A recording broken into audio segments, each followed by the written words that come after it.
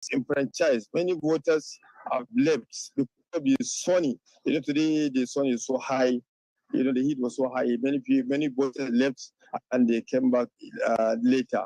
I don't think that will affect the results, but many have been disenfranchised, and the delay to some extent, even though there's a complaint here and there by polling agents in some polling unit with regard to the delay.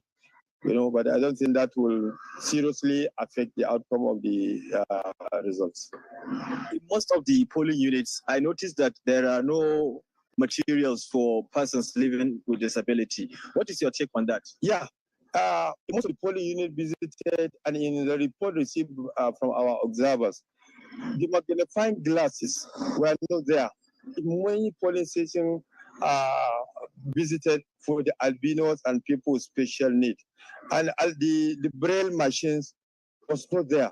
I have been to many polling stations, and from the report received from our observers, the braille machine was not there, the magnifying glass was there. And I think this is something that the Nigerian civil society social group, in our engagement with INEC, they kept giving us assurances that they will supply those equipment for the people with special needs. But to my knowledge, I didn't see any in these elections today. As an observer, would you say that you notice there are some vote buying, or the effort of the federal government has been successful?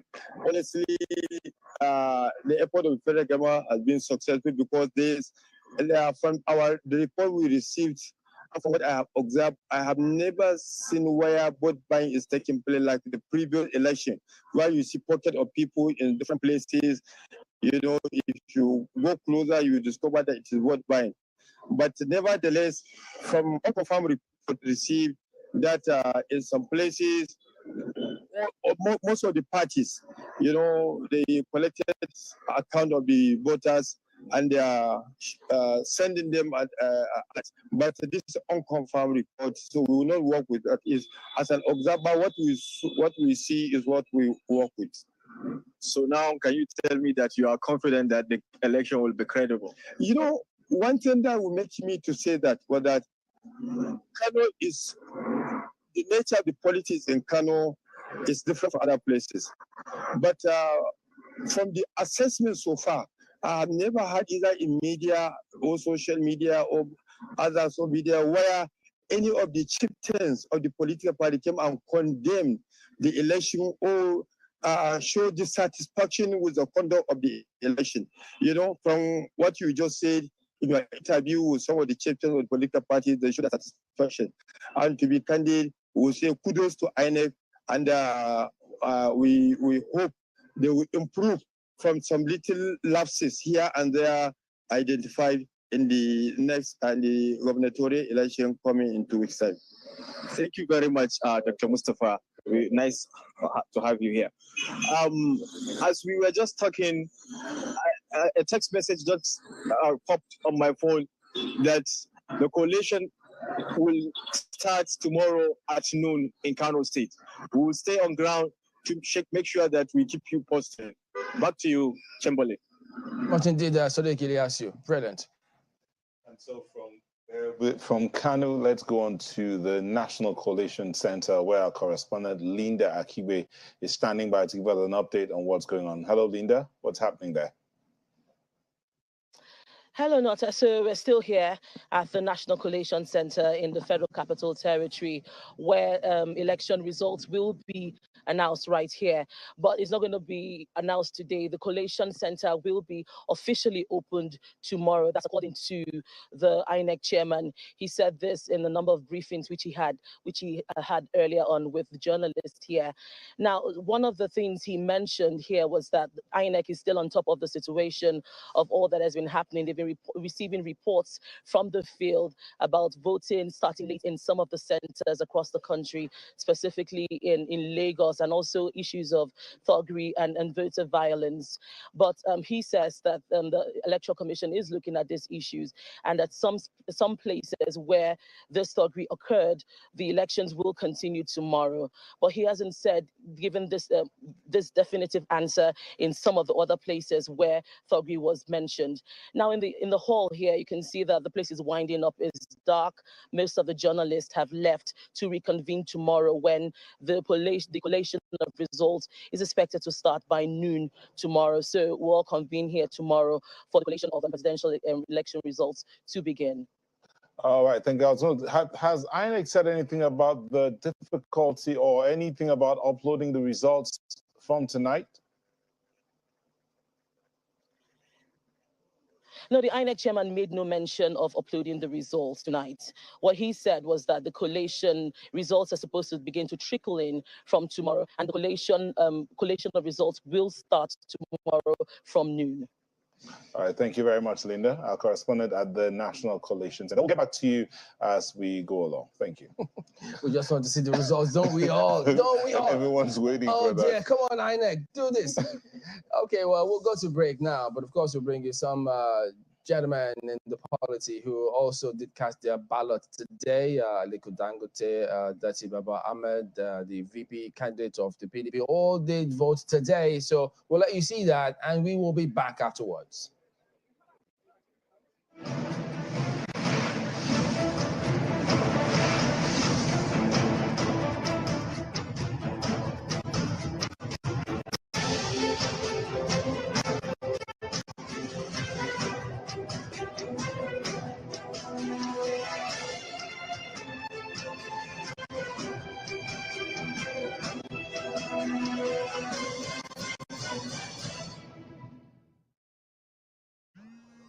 OVMA.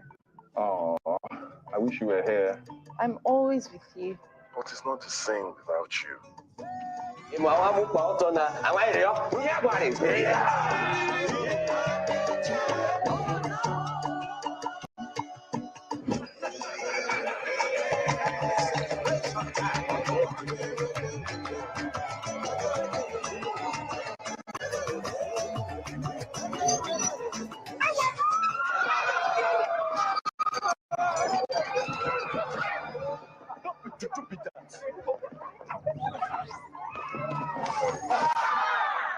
MTN 5G's amazing technology will change how we experience life and the internet.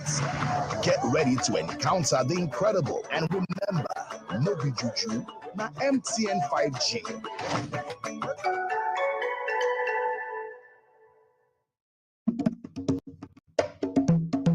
What is really happening in Akamata Market? It seems these people don't want the election to hold. I hope you're broadcasting. The world must hear. No. Is that how you people share sensitive news like that without verifying it? If I may ask, which news platform published the news? Jojo sent it though. Jojo? Is that not the same Jojo that posted a fake election result the last time that almost caused a riot? You know they forget something. No. In this election season and after, one must be very careful. Or do you want to set the country on fire? Haba. Fake news is a threat to a free and fair election and to peace and security. So, before you share any news, check to be sure the source is credible. Check if there are supporting credible sources. Read beyond the headlines. Check the author. Check the date. Check your biases. Ask an expert or send to a fact-checking organization for confirmation. Say no to fake news. This message is brought to you by the Center for Democracy and Development, CDD, with support from the UK government. This our landlord and his wives happy fight for Africa, Sha. Chai. No man demand. With that in nose like our Market Square Junction. Hey, whoa. Una don't start this now gossip again, Abi. Okay, Una mate they are Akamata Community Square. They sell their votes to politicians for cool 5K. Una sit down here, the Una self. It's all right. Omo, make we self go collect our own cash. Collect waiting. God forbid. So you want to sell the next 4 years of your life for 5K, Abi? Well done. You sabi say this 5K now 4 naira per day for the next 4 years. Make una get sense now. Haba. Na nonsense una dey talk. Make month end reach, make una no pay me my rent. Na that time una go see fire. Make una no dey listen to people like this landlord. Oh. Election no be business. Now your civic duty to your country to help elect the correct leaders them. We go fit create better life for us and no go get future for our children. Make you no sell your vote. Because if you sell your vote, now your future you don't sell be that. This message now from the Center for Democracy and Development, CDD, with support from the MacArthur Foundation.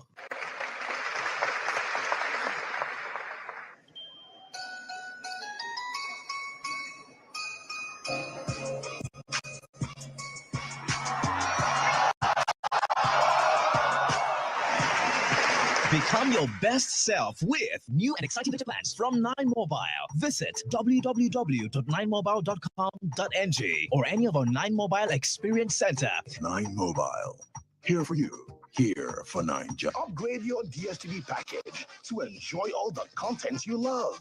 That means if you are on Yanga and you upgrade to Confirm, you get boosted to Compact. And if you on Confirm and you upgrade to Compact, you get boosted to Compact Plus. And if you on Compact and you upgrade to Compact Plus, you get boosted all the way to Premium.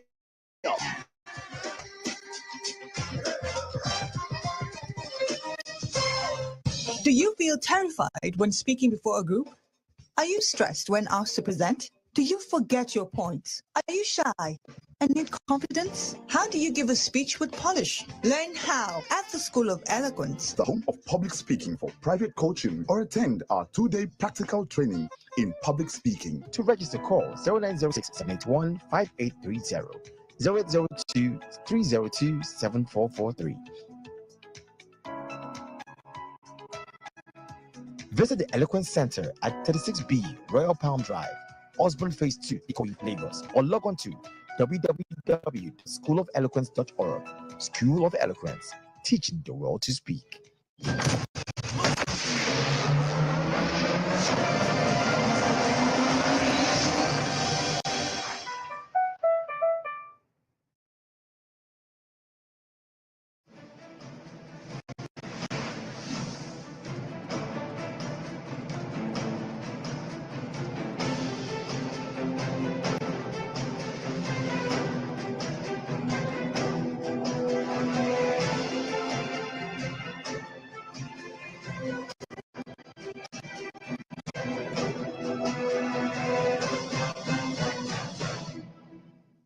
Welcome back to the 2023 Verdict Studios, continuing coverage of the elections. And earlier we did tell you about some personalities in the society who also did cast their votes today. Aliko Dangote, one of which, there you go.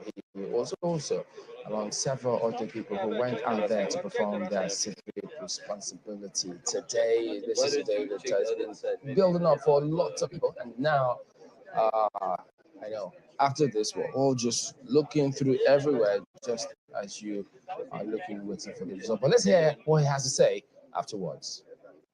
The process, I think, is is quite good. It's been well arranged, and I think I must thank the president, INEC, and everybody for making this election to be totally a different one. Because of use of technology, and the turnout is very, very impressive. I'm very, very impressed with what I've seen.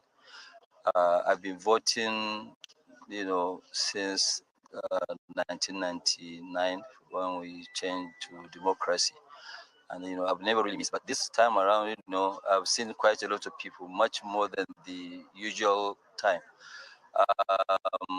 Yes, there's one or two complaints about somebody not seeing, the party of his choice on the senatorial, but I'm sure they're going to sort that out. It's quite good. It's very peaceful. Nobody is making any noise, So I think, we must really congratulate the government for, this is a very, very special election, So everybody, and I encourage everybody to perform their civic rights. There's no point of people going out there to register, and then on the day of election, you just go to bed, And then if you have bad representatives or a bad president, you keep complaining. There's no need for you to complain if you don't vote.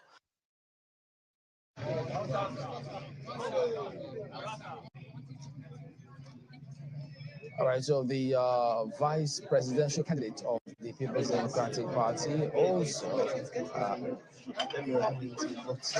seeking to occupy that position. So they were all doing this today. So there you go, the beavers. That's the process. Before you eventually get your ballot paper, you get to the cubicle, secret ballot, and then afterwards you just go ahead and then, drop it there. Of course, you vote from somebody. Then, so he did speak to the press as always. As several others did when they vote like this. One of the guests here did tell us that's their oxygen actually, ensuring that they get their voice out. So let's hear him out. You can see that both voting centers here, we have large crowds out here. And we thank God that the reports we're getting is the election is fairly peaceful and everything is working, everything is on course. We definitely are very certain that the People's Democratic Party will win the elections nationally because we put in a lot of work and we have put out our document there. Our documents are confident with Nigerians and we believe in what we have spoken to Nigerians. We are not deceitful in what we do. We are prepared, a prepared party to take charge over the affairs of Nigeria. We do know exactly that at the moment, Nigeria is not working the way it ought to work. But we are confident that working with all Nigerians, the private sector, the public sector, and all our people across Nigeria, working in a united manner, that we are able to tackle all the issues of insecurity, the issue of the poor economy that we are suffering from, the restructuring of this country, the education of our children, which is key, the fact that we need to create jobs for our nation, the fact that we need to develop powers to every part of this country and to ensure that the states have more funds. We are confident in what we do, and we thank God for the very peaceful elections. I must truly say thank you to INEC for what you see at the moment, and we say thank you to Mr. President.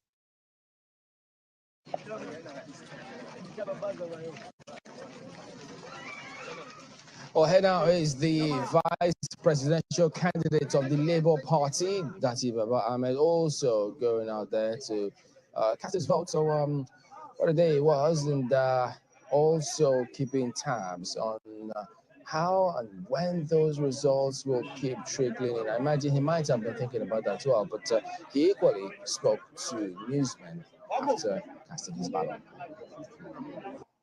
As long as the elections are adjudged to be free, fair, and just. So keep that in mind. However, even to the contrary of that, we have never been the kind of people that will incite anything besides peace. But we also insist firmly on justice being done. If you think deeply, like some people often do, the withdrawal of cash from the system just before elections is more or less a statement on the entire Nigerian society that if the government does not withdraw cash, you're likely to sell your votes. That is most unfortunate. And let us see an election that took place without cash. Let us see, compare it to those that held with cash. If it is a simple matter of traveling around, people have always been able to travel around with or without that level of cash that you have seen. Okay, so the presidential candidate of the NNPP, yes, we did see him cast his ballot earlier, but let's hear what he had to say as well after he cast his ballot. Today I came and of course casted my vote here. But when I went to the first unit, they couldn't find my name. We had to go to the other one in the other class. And I was very happy that we were able to do it correctly and I was able to vote. If I didn't vote, I would have been an angry man that millions of people are voting for him, and I couldn't vote.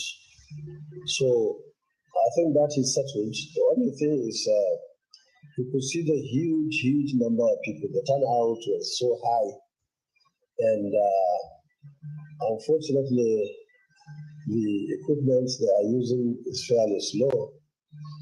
And not only that, immediately I finished voting, it broke down, and I was told they were repairing it. I believe that INEC should look at all ways of ensuring that people, when people come with a short period of time, they vote and go. And we were told that they started after 11. I don't know whether when you came there, but we were told the INEC could only start after 11 a.m. This is something that could start by 8, meaning 3 hours wasted. And 3 hours on top there will mean a lot of problems. So I am so happy that I was able to vote. My family and everybody, we voted. And we are now waiting to hear the great stories from across the country.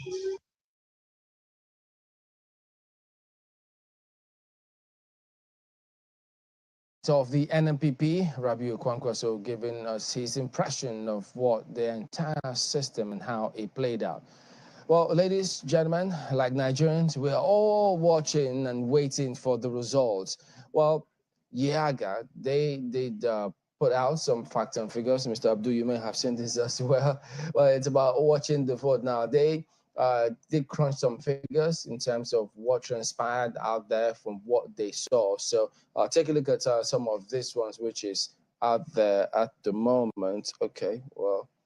Well, but that is actually a statement now that we're seeing, a statement of concern from Yaga Africa, saying that they are deeply concerned with the delay in uploading polling unit results for the presidential election on the INEC election result portal.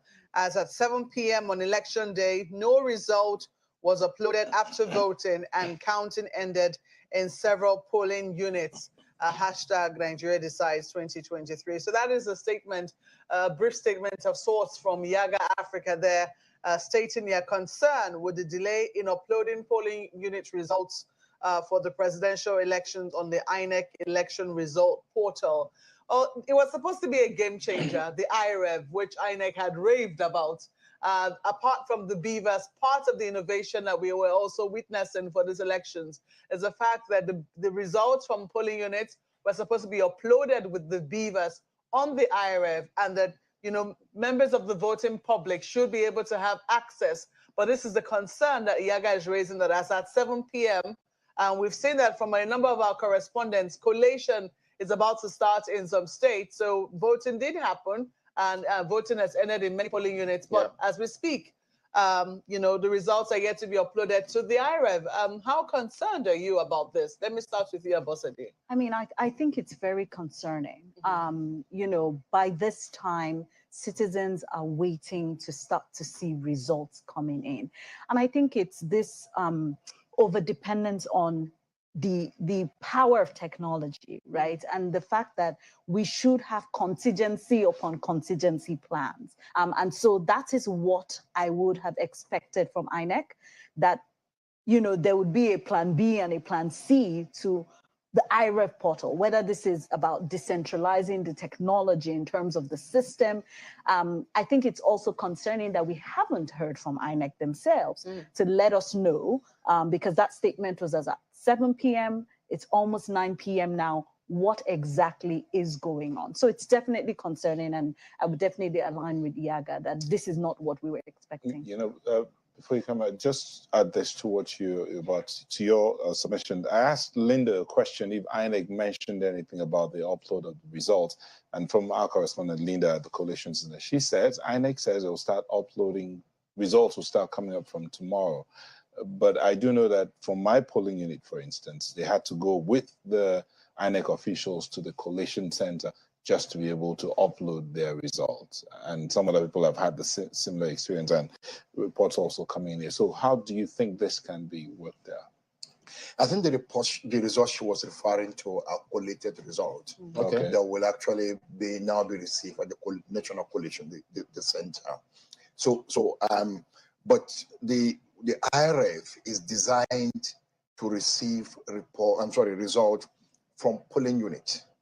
So immediately after voting has stopped and you put everything together, you just send it and you use the same beavers to send it. So it's not raw result. So it looks more like a scan and a PDF version of that sheet Of the that result you use sheet. of the result sheet that you use in the recording. That's what you send. The initial thing we got was that they were having problem with the portal. And then at a point, the portal was back, but yet nothing was coming in. It's supposed to have run concurrently or even before collations, because this is coming directly from the polling unit. So it's about polling unit level kind of aggregation. Right now, there should be some results. There should be some result. We used that. That happened in Ekiti, and that was also done in Osun election. And that was a big game changer for INEC. Okay, but sorry, if I may interrupt, the INEC, former INEC official we had here this morning, said the technology was designed in such a way that on the beavers, they would upload the results. Yes. And even if there's no network, wherever they get to where there's network, it automatically uploads on its own. The beaver has a camera. It's just like your phone camera. You put the paper, scan, and you just scan. Or like an iPad.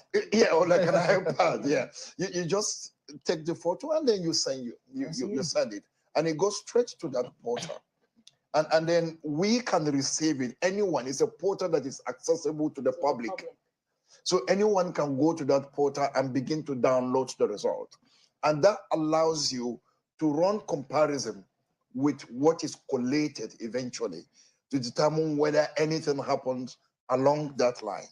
And with the IRF, citizens can actually sit in their rooms and begin to calculate, to check the way the whole thing is going and who is probably the possible winner. And they may not, or they are not supposed to announce the result. INEC will have to eventually do that, but it keeps citizens informed. And I think this is what we need at this time, and in this kind of election that is so nerve-wracking, and people are looking forward to this. Okay, but it's very disappointing, honestly. If we could bring in the professor to tell us, Prof, you've heard the reports from our correspondents and the testimony of those who participated in the election exercise. Bring that and tie it into what we're talking about right now, which is the uploading of the result and when the results will begin to trickle in. How's this to you? How's it coming out to you? Is it something disappointing, or are your expectations still in order? Well, I think the political psychology of voters is something that we have to think about negatively and positively.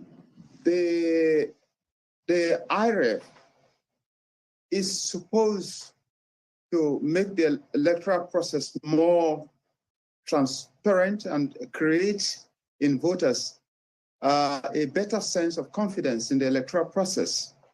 So what is happening now is, for me, is completely opposite of what voters expected in terms of getting the results from the polling units in real time. Now, what this is doing for me is create an opportunity for doubt in the minds of voters, and even for mischief makers who will begin to use this as a point, as a point of making big statements against the electoral process. So I think technology is supposed to help the management of results, because that has been a big problem in this country. efficient and effective management of resource elections, something that has been missing in the history of national elections in this country. Now, if you look at the 2018 elections in Zimbabwe, when everyone thought that technology was going to help improve management of election resource in that country, it turned out that it was not going to be the case. We know that technology is not everything, but it has a way of helping to boost management of elections in ways that create confidence in the minds of voters. And that is very important, because if voters lose the confidence that they need to have in the electoral process, then it creates more problems. You know, what would you recommend, Prof, if you can hear me, what would you recommend should happen right now? Because yes, indeed, there was a very big conversation over the introduction of technology into the Electoral Act 2022. In fact, it was one of the major points where lawmakers were sharply divided, but eventually they were able to reach a compromise on that. And indeed, the concerns were legitimate. For some people, they said, oh, the network is not going to be so strong in my area, etc., etc., etc. But a situation where we're saying that no results, even in the places where network can be, where we have 5G network, for instance, that no results have been uploaded to the server, there'll be huge questions to ask as to what precisely has happened and what should be happening right now. Well, you know, for me, INEC needed to have a plan, an alternative plan, because technology is not something, especially where you did not manufacture these machines locally and you don't have the local expertise and technology to respond to problems. You know, so there has been no statement from the side of INEC as to why, as at 7 p.m. today, no results have been uploaded on the portal. No statements have been made. So it's a cause for concern. I think INEC should begin to think of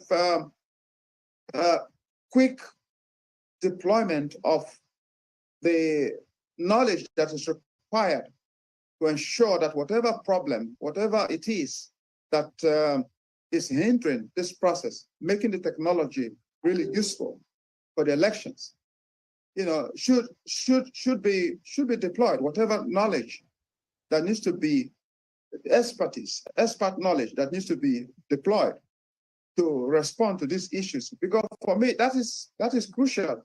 And we know we can't predict the behavior of machines. Okay. Nobody can. Prof, I'm going to ask you to hold your thoughts for a while. Let me come to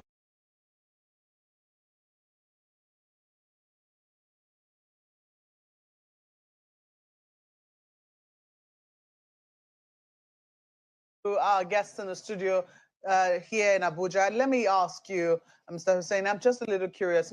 We had a number of problems. I'm sure that people had all manner of problem scenarios in their head, you know, especially with the introduction of the beavers. And of course, people imagined all manner of, you know, scenes at the polling units. But after the beavers has worked and taken, you know, been able to accredit people successfully and voting has happened, I don't think anyone foresaw that as at 7 p.m. or even as we speak, that not one single polling unit result would have been put on the IREV. No one foresaw that because probably as at 4 p.m. some of us have been receiving people's result that people are posting on their own on different social media feeds. And this is how the IREV is supposed to operate. You just get it. It's very simple. Take the photo. And the portal is basically a simple platform. And it does not give you the total result. It's just polling unit based kind of thing. INEC has assured that, look, It is a very secure portal. Of course, in technology, you can't guarantee 100% that it's going to be secured. And because people are interested in this, there will be attempt to hack it here and there. We didn't have any, or we don't have any confirmation from INEC that it was hacked, but this has possibility. It has happened in other countries. We saw that in Kenya during the last presidential election. These are things we should learn from and ensure that we provide different buffers to ensure that, look, whatever happens, you don't shut it down completely. Should we have, probably, I'm just thinking retrospectively, should we have probably decentralize it and have it maybe on geopolitical zones basis? You have about 6 of those portals, and then it goes to different places. So even if one has problem, people can still be receiving results on the other side. So we didn't envisage it, and that's why as Yaga, we are very, very surprised that this hasn't happened. Well, that is the latest that we had from Yaga as at 7 p.m. But it does appear now that latest reports coming to us indicates that, you know, the results are now beginning to trickle in local government by local government. So it does look like whatever problem there was is already beginning to get resolved. We have only about 17, we understand. Well, but do you think it's 17 local governments? Okay. Local Do you think governments. it's deliberate? I mean, some people are thinking that INEC deliberately slowed down the portal in order to... Sorry, by the way, that's out of 774. Out of 774, 17 so far.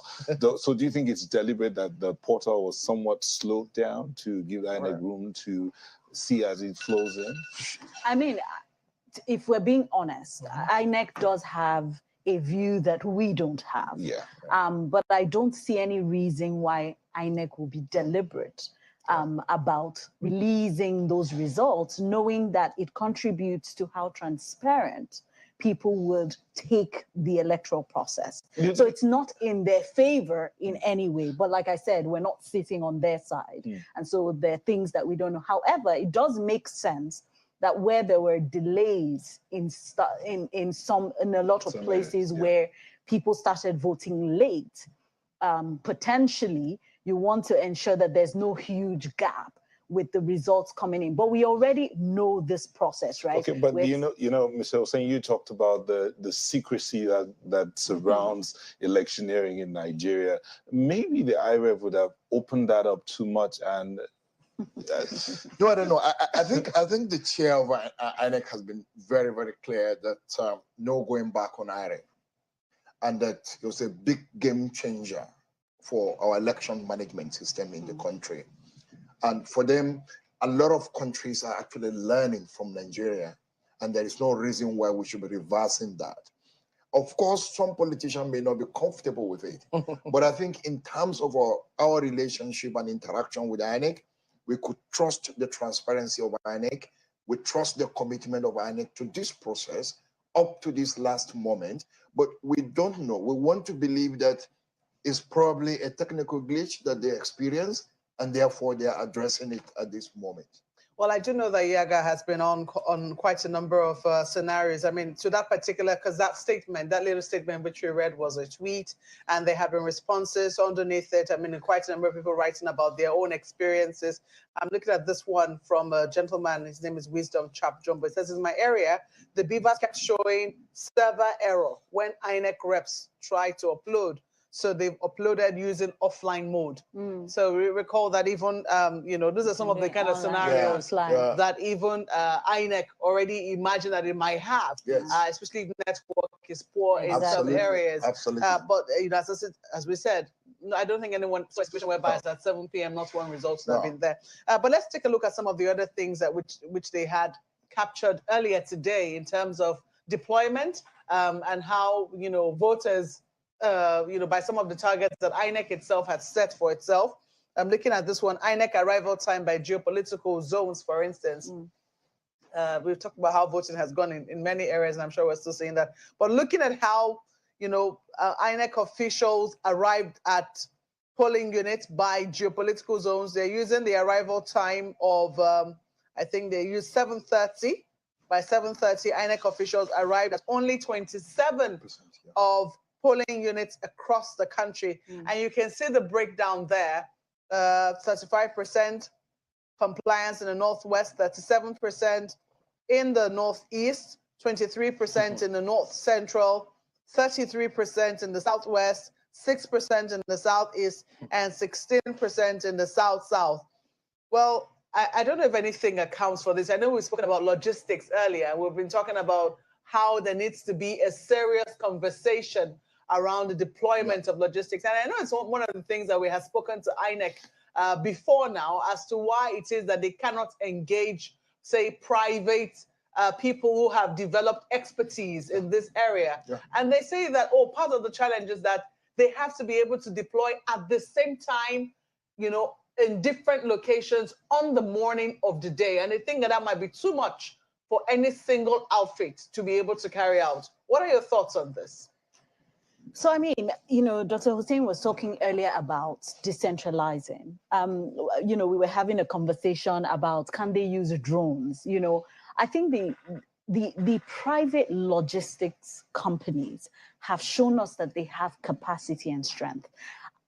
I really align with Dr. Hussein around the secrecy. So that idea that these ballot, the electoral materials must go out, you know, like on the day before or, you know, a week before. And so that just creates some complexities. And I know that they go to a holding area, so the rats, first of all.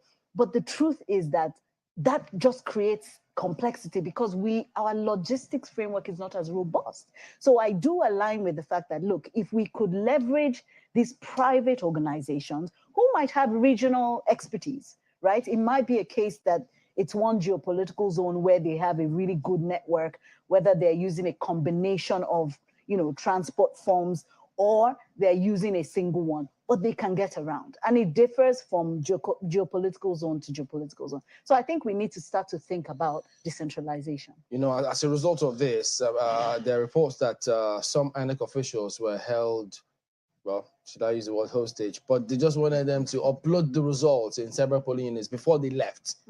Because so many people looked forward to that. They wanted to be sure that no manipulation of any sort happened. And so the officials couldn't even leave. And there were cases too where they called us and said, well, at some point, INEC officials uploaded the National Assembly elections, but they said there was no network to upload the presidential elections. And so lots of people were kind of confused concerning what the entire scenario is. And so when you add to that, the late uploading of results on the IREF So portal. network being selective about, you know, there are questions to ask. I mean, as to which results it would allow to be uploaded and which one it will not allow to be uploaded. I mean, there are big Who could have predicted? Do you want to quickly weigh in on this? Yeah, I actually think that, you know, so yes, of course, these presiding officers are trained, but again, we see them in action, and sometimes they're not comfortable in the system. But again, if you can't, you can actually convert it to an offline mode, and then wherever there is, you have access, it just goes. So I don't think that there is any difference. Yes, there are different documents that you are scanning, but if the National Assembly one can go, I don't think anything should be stopping the presidential one from going. I think it's either lack of capacity in managing those things, or probably they got intimidated by the number of people around there, because and we have also seen that happening. People are very, very conscious about it. They want the right thing to be done, but they are not also providing the right space for these people to do their work. But in fairness to them, I mean, even though we've talked about selective network, the questions as to, you know, one time you can make a phone call right now, it has gone through, and next minute you're calling the person, number switched off. And the person is still very much, you know, right. But that would be within a very short do you think seconds. that could be a possibility that perhaps it could be a possibility. Yeah, it could be a possibility. But when you are dealing with this kind of situation and you struggle with a network, you just quickly convert it to an offline mode, and then you just send your thing. Will the people around there understand that? They will surely understand, because it will no longer show. You wouldn't be seeing show error anymore. You wouldn't show error anymore. It will just go.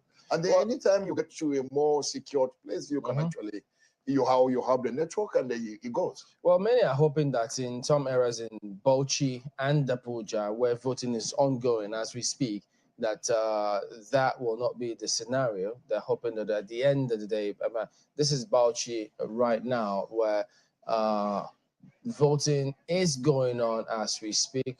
Yeah, I know. Look at that. Hard time, torchlight, and but it's quite interesting. Quite a substantial crowd still there by this time of the night. And it's quite in Bauchi. Don't forget, last time out where they had the elections, even the one for the governorship elections too, it was quite unique. Bauchi is always like yeah. So they have a unique way of choosing their candidates and voting for their candidates. Yeah, because it's quite a very politically active or conscious state. And the number of voters turnout is always very high. And so if you have a delay, like we've seen in many polling units across the country, you're going to experience this kind of thing.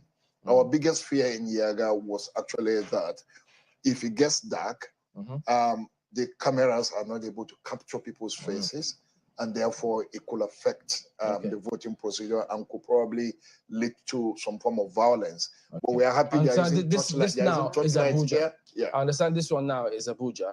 And so that is going on at the moment. So some people say there's a marked difference. I mean, you can see there is a world of difference between what you're seeing right here at the FCT. There is sufficient light.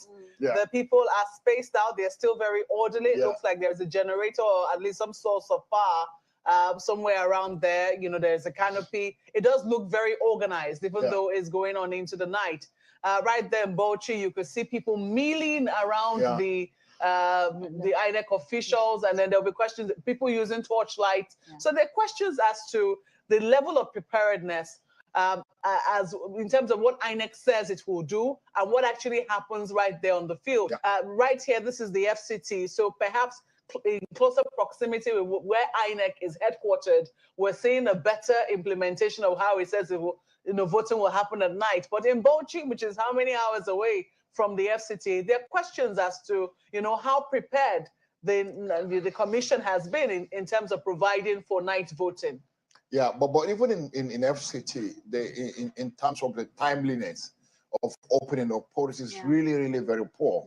And it shouldn't be for FCT. The infrastructure is a bit much better. Geographically, it is relatively smaller compared to many other states. And yet, we went out in the morning, and many polling units are actually up to 9 a.m. So like this one's now they're showing is probably one of those ones that opened very late. And there is no reason why this should be happening in FCT. And I think it's one of the things that INEC need to deal with. Logistics, this perennial logistics challenge should be dealt with once and for all. Look, there is no crime in outsourcing movement of some of those things. You do it efficiently, you can. I always find it problematic, and this with due respect to excellent people doing road transport work. That INEC, we signed a contract with the road transport union. And the union does not own vehicles. These individuals are members of these two unions of road transport workers. They own these vehicles. And the owners are probably not the ones driving the vehicles. The owners could be politicians. Who knows? So they're not driving the vehicles. They use drivers. And so that's problematic because you have about 3 or 4 different layers of people to leading to the action. Yeah, but I know we're talking about logistics, but we cannot ignore the economics of it as well. Yes. Some people will say it might be efficient to grant, say, a contract to a logistics company, but at the same time, if you sign a contract with a union, that's some money for that particular union, or that is some money for the people who belong to that union, which might be some way of also spreading. I know that what we're looking at right now is the efficiency of logistics, but that is something that some people look forward to.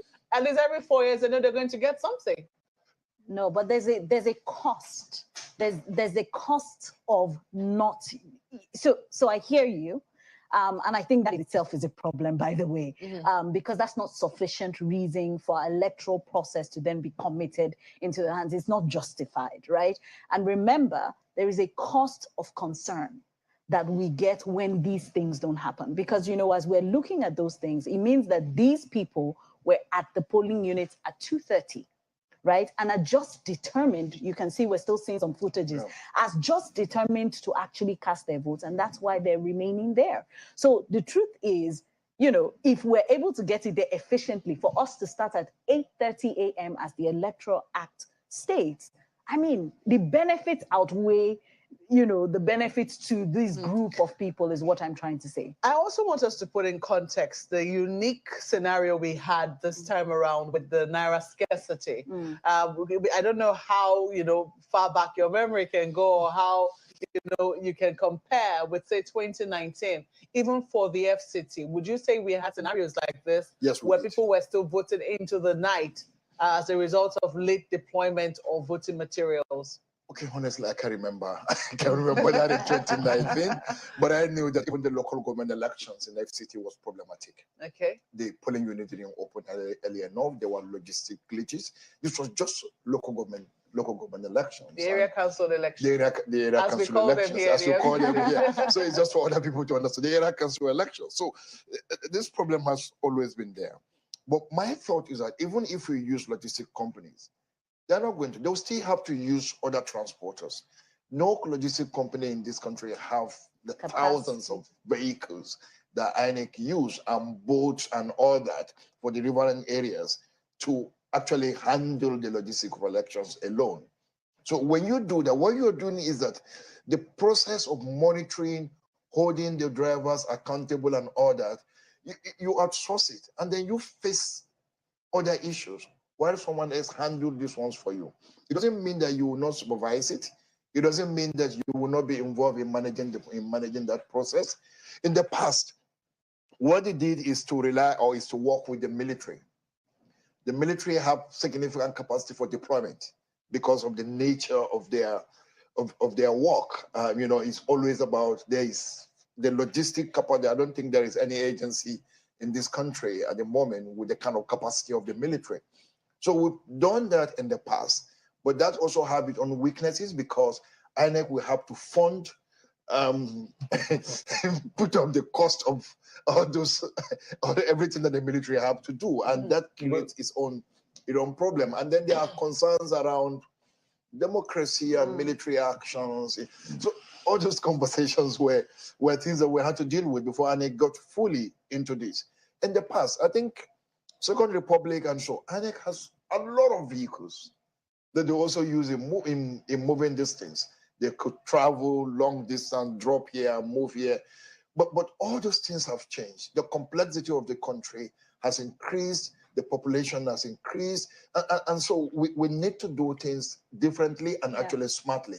And you know, some people did do some things differently. It rained today in Abuja, and they were under the rain. Yes. They were gladly under the rain, casting their votes, and it was quite interesting to see that actually happen.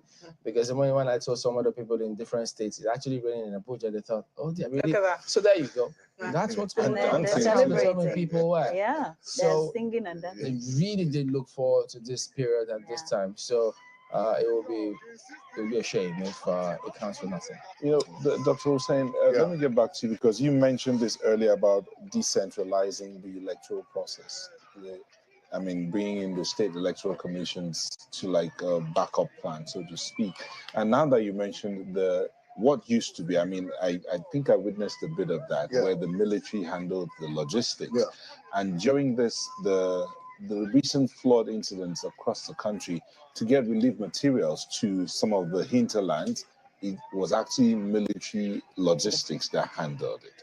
So what's wrong with INEC funding or paying the military to handle, because they'll pay the unions to handle logistics? What's wrong with them paying the... I'm not sure exactly what's wrong, but I think that there are issues around accountability. How INEC would like things to be done, and also getting the military to be more accountable in dealing with those things maybe. And then two, I think they are also concerned that deploying on the same day, even for the military, it can be overwhelming. Even for the military, they don't have the vehicles to actually move. Yes, they could have airplanes that can easily be moved, that can move and drop. I'm sorry, but I'm just the sounds from this people under the rain. Yes, it's what talking about. It's what we're doing. Exactly, it's not what talking about, because if you also know how it rains in Abuja, you would appreciate these people under the rain. I mean, initially, before the rain came, there was a huge sandstorm. Yes. People were wondering, is this rain? Is this just a storm? What exactly is it? I mean, the breeze that came with it, the winds that came with it was, something to hide away from before the rain eventually accompanied it. And exactly, and it came with some sort of vengeance. Yes. I mean, it's been so hot, and then the rains, falling. So you can imagine, the determination of the people to still stay in spite of all of that under this weather to be able to cast their ballot. I was wondering when I was at home preparing to come to work, how are we going to do this? Because even driving visibility was a bit affected. So for them to be able to stay through all of that into the rain and, insist on casting their ballot, that certainly says a lot about the determination of voters this time around. Absolutely. Absolutely.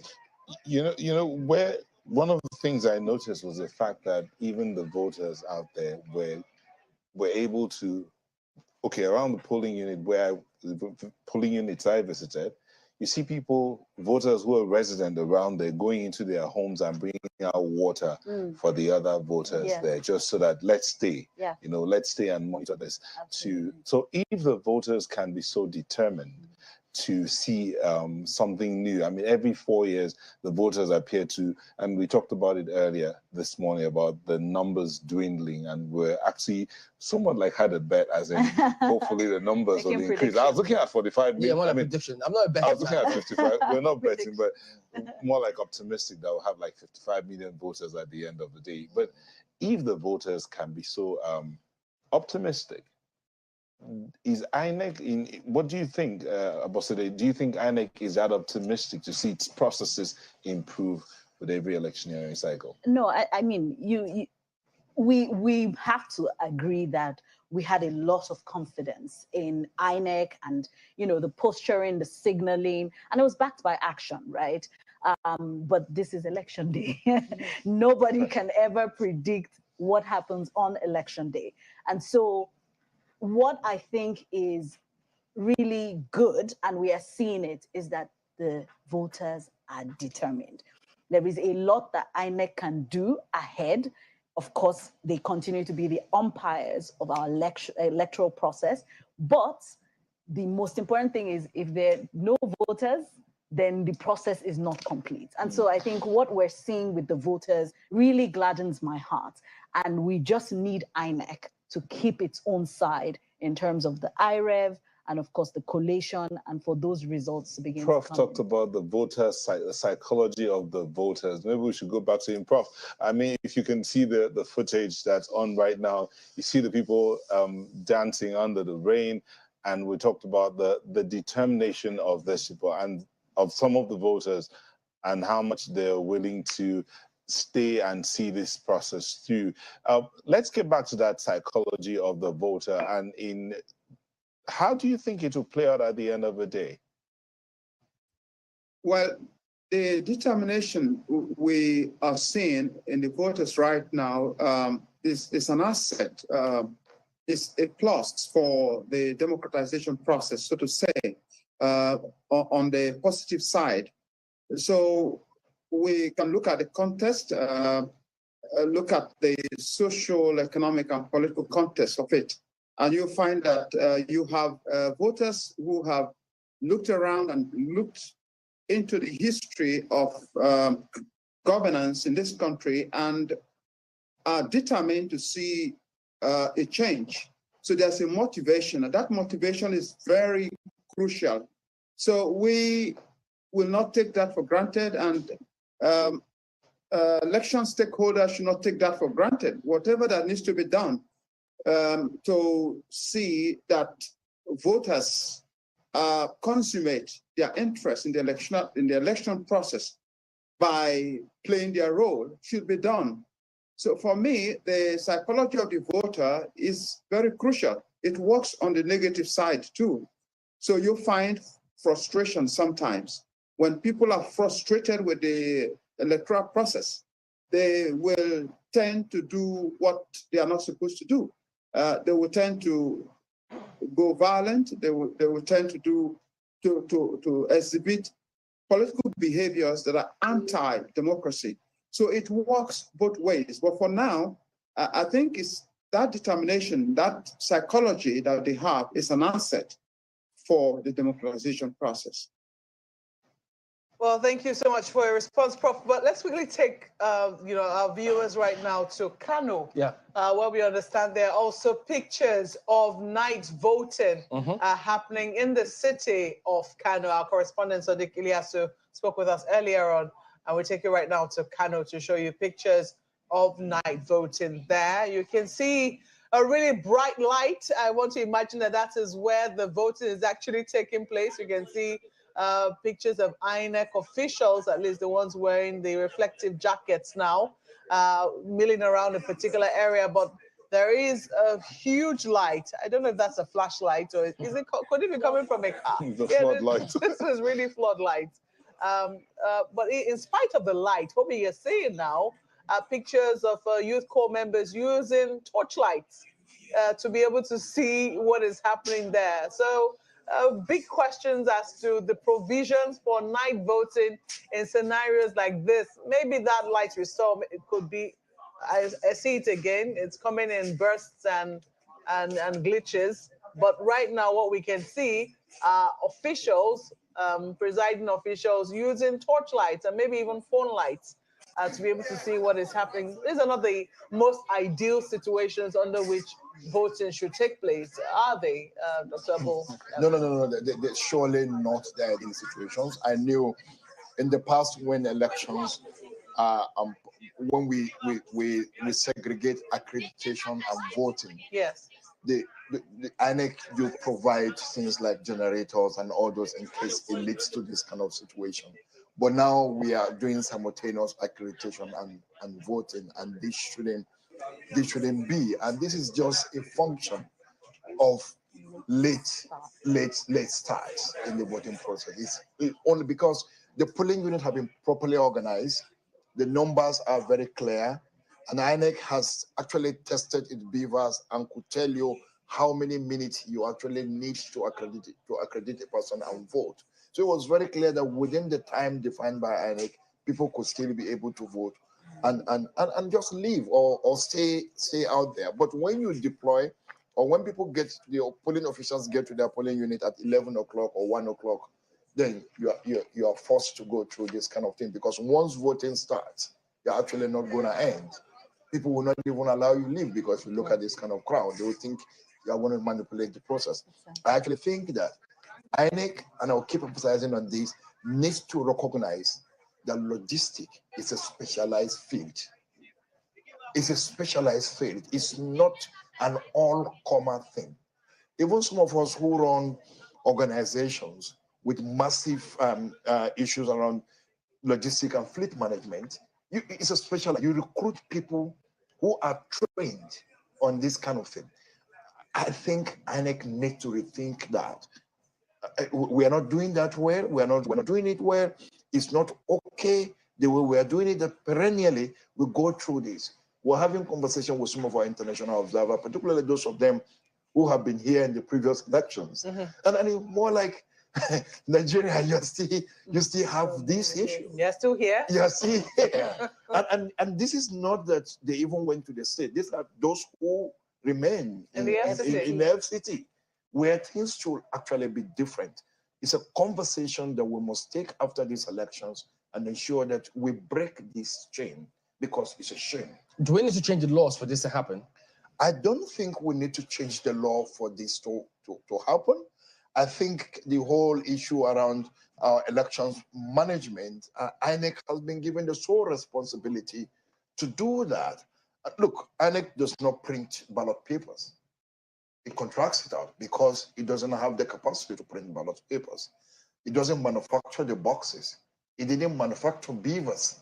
So why would INEC do those things and outsource them?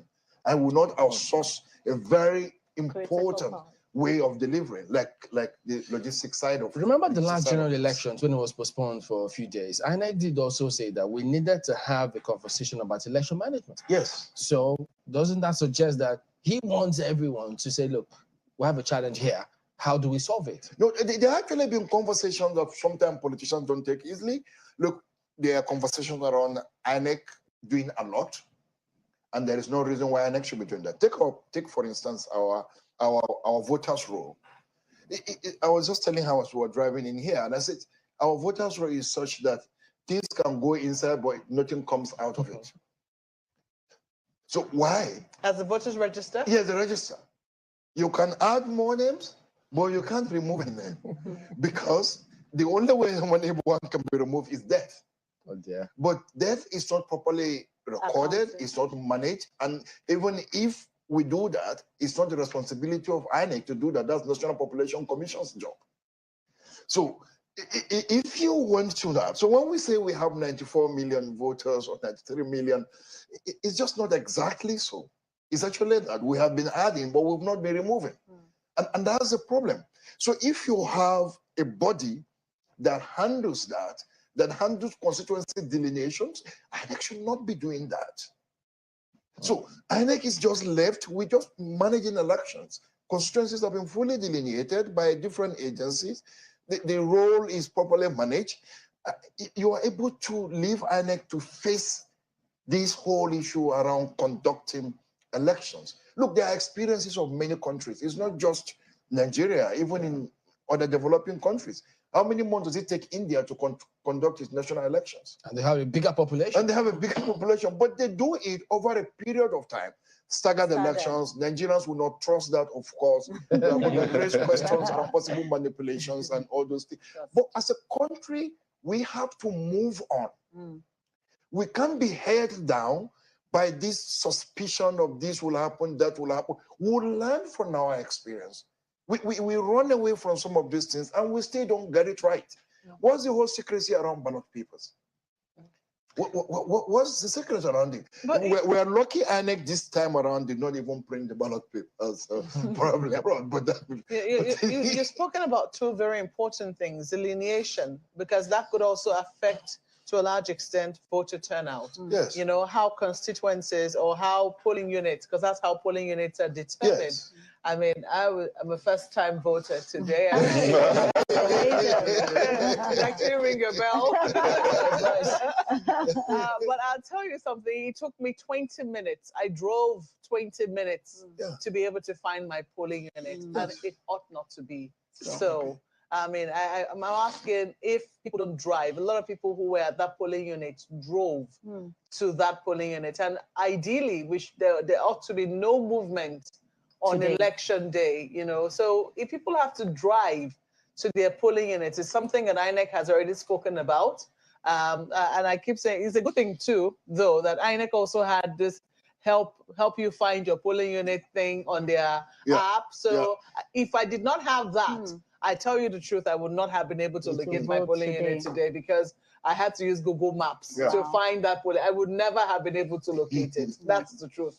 So I ask myself, how many people could have been disenfranchised as a result of the fact that the polling unit is not close to where they live, and maybe, you know, organizing transport. There's no transport anywhere today, or cash. Exactly. But even if you had cash, you know, transport workers are not working today. So how are people supposed to be able to vote? You know, when simple questions or it's simple questions such as delineation of polling units and even voting constituencies have not been properly done.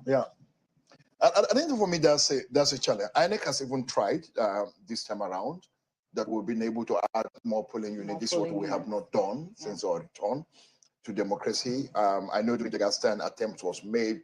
Politicians read conspiracy theory around those things, and the INEC quickly dropped that idea. So I think it's quite commendable that INEC was able to do that. Also, we're able to put up system to support. But again, it can only work in urban settings like FCT. A lot of people struggled, and it's part of our report this morning that many people struggled to find their polling unit. You can hear Kwankwaso actually saying that he went to one. His name was not there where he used to be. He's been moved to a different place. So he has to go to a second place before he finds it. So, and there are a lot of people who probably got disenfranchised as a result of this. We saw that in Ekiti and Osun elections, because new polling units have been created and people were moved around, because it's part of the process of decongesting the polling unit, but that's still a challenge. All right, so we do have some news coming through at the moment. INEC has been listening, I reckon, because they put up a statement. So it's coming in as breaking news right now. So this is a statement coming through from INEC about officials refusing to upload presidential election results in Lagos and Delta. Now, INEC says it has come to the attention of the national leadership of the Labour Party on the electoral impunity going on in Lagos and Delta states after today's presidential and National Assembly elections, where the results of the presidential elections collated in various polling units in the states are not being uploaded in the server. Hold on a minute. This is coming from Labour Party, actually, not from INEC. So apologies on that one. So it continues. It says, the party, as the Labour Party, is alarmed that some officials of the Independent National Electoral Commission, in connivance with the security agencies, including the police, are claiming that the beavers deployed in most polling units have suddenly developed faults and therefore cannot be used to upload results emanating from the polling units.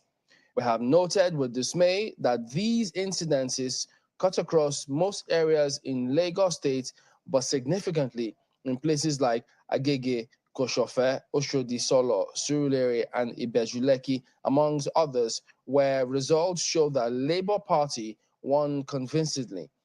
The statement goes on to say, we also attest that similar manipulation was also prominent in Delta State across most collation centers. The claims by INEC officials that the beavers suddenly developed faults and could not be used to upload results of the presidential election could only be a tale from the moonlight. We have refused to buy the falsehood.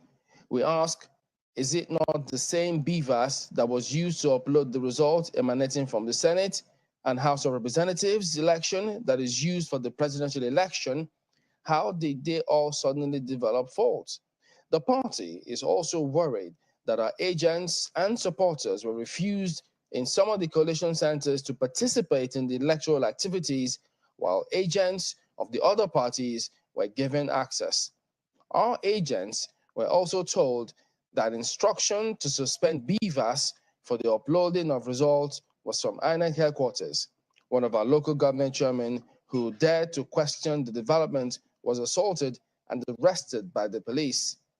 The Labour Party is also aware that some officials of the APC are in the Yaba office of INEC negotiating with the officials. We therefore call on the leadership of INEC to ensure that only genuine and verifiable results generated from the polling units are uploaded and declared. We also call on the police to remain steadfast in ensuring that they respect their oath of allegiance to the nation, and also by refusing to be used to deny Nigerians their choice of leaders. Signed by Sir Julius Abure, National Chairman, Labour Party, 25 to 2023. Well, ladies and gentlemen, listening to or reading through this kind of narrative, what goes through your mind about it, for instance? Well, I mean, considering that was one party's statement, first of all, it's, I think it raised concerns. I mean, it's good to see, because I was just looking and I can see that results are trickling in, unfortunately. But I think that confidence is so important, whether it's at the, voter level, whether it's at the party level. We need people to be assured that this is a free, fair, and credible process. So I think it's important that if the party does feel that way, they've come out to express concern.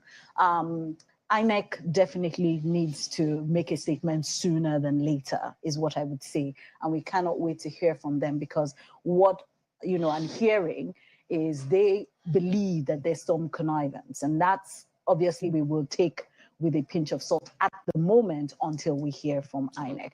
But I think it just raises a concern about the fact that at almost 10 p.m., right, on election day, this is not where we thought we would be.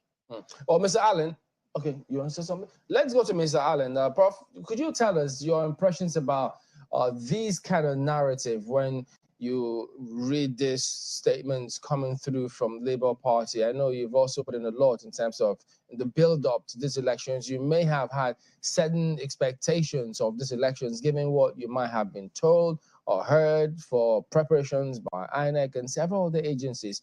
So what do you think of this, what's playing out now? Well, it's unfortunate that that this is happening, given an opportunity for a major contender, a major political party in the race, beginning to suspect, beginning to think that there's a conspiracy. So that for me is unfortunate, because the essence of good management of elections is to be able to give parties, political parties and their candidates, a level of assurance that the process is free from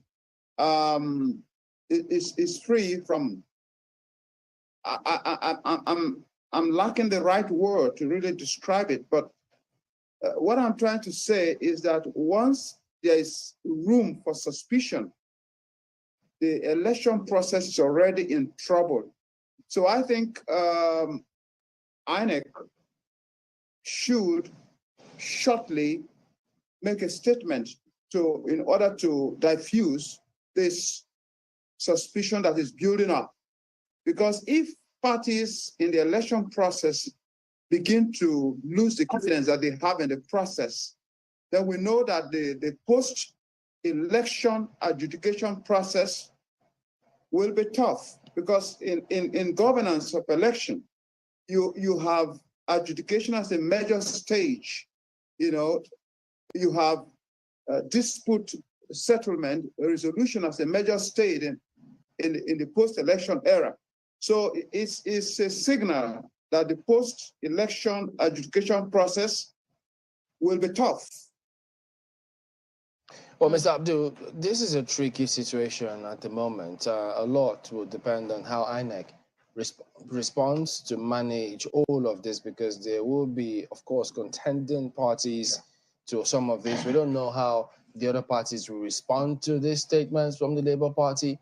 But the thing is, given the build-up to these elections, the kind of narrative that people saw about their support for their own political parties, it could set them, against themselves. Who knows? Nobody knows. But how should we proceed with this? Yeah, and very quickly, I think the situation in Lagos has been historical since the start of this. There have been contentions around collections of PVCs and who is collecting, who is not collecting, where is the same thing when it comes to the logistics issue, the idea of who is INEC contracting to do the logistics. So I think it's been building up, leading to where we are. So for Lagos, I'm actually not surprised that we are hearing this kind of conversation. And I think INEC needs to be swift in terms of its response to this kind of situation. But the question other people will be asking is, how many of these? Because you will see quite a lot of them.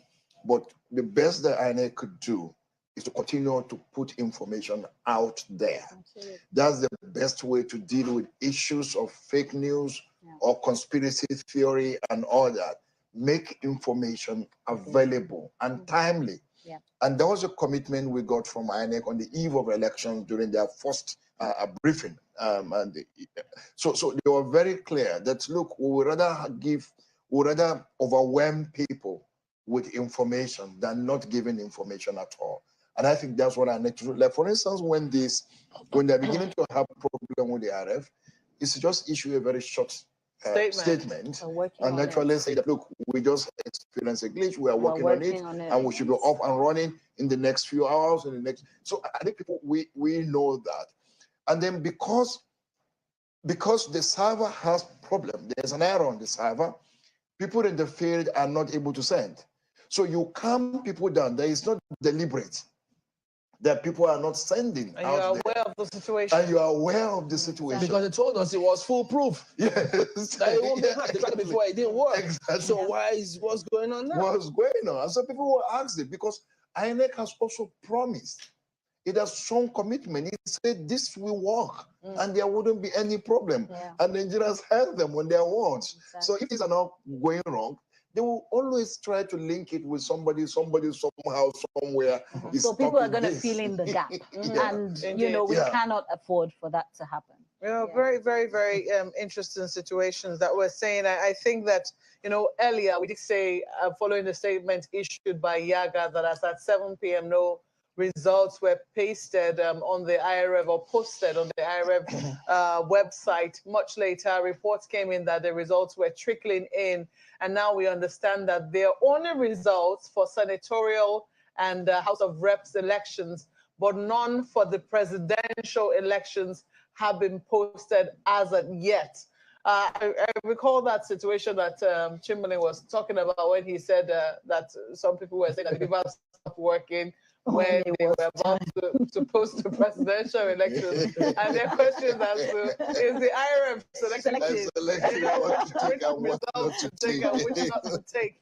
But there are indeed big questions as to what INEC did say was going to happen and what eventually happened on the field. Today is the 25th. I think it's very important to mention that, you know, this is like the first time that INEC has said presidential elections will hold on a particular day, and they have gone ahead to hold them.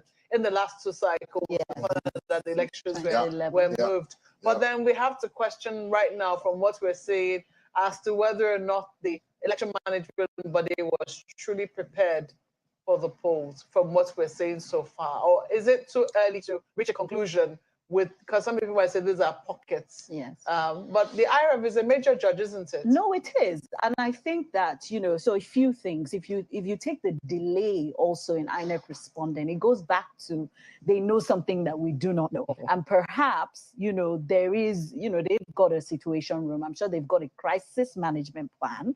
You know, we would expect that our electoral body does have a crisis management plan. And so what we would expect at this point is that so many things are coming into play, right? And they're taking action, right? Now, the question is, you know, how soon are we going to hear from INEC? So it is a cause for concern. And I think we're just seeing it from different blocks, right? We're talking about it here. Political parties are beginning to issue statements. But again, even if INEC is dealing with it before they come and tell us, you know, there was a glitch. I mean, I absolutely agree. Just a short statement. They do have a public relations officer, right? So just a short statement saying, we have observed that there is a glitch. We're currently working on it. You know, we will, you know, update you once we have feedback. So I think at this point, we need to hear from INEC. So that is the situation for IREV. And while we wait to hear from the National Electoral Commission as to what is happening with that, there are questions to ask about, you know, whether or not maybe the management body is also trying to get a clear picture. Because if you recall, our correspondent, Linda Akigbe, who is at the National Collation Center, did say that it's going to open fully tomorrow. I think she says at noon. Collation. No, so I think she was making reference to a statement. So the second briefing that happened with the INEC chair today, he did say, join us tomorrow at noon for a press briefing where we would start to share results. I know that I heard that. I don't know if something else had been said after that that indicates that collation will not start prior to that. It did sound like, you know, we will then, you know, go live, you can join us here, but it didn't sound like that was completely going to negate everything that was supposed to happen today, which is that collation was supposed to be happening at different points, and the IREV, of course, was supposed to be live with us getting results by this time. Yeah, but some people will say that maybe they're also trying to get a clearer picture, because don't forget that voting is still taking place in many polling units, even right here in the FCT. Yeah, but that's correct. But there are also many places where voting actually ended before 2 o'clock. That's true, based on reports. So based on reports that we have, before 2 o'clock, somehow voting has closed in some places.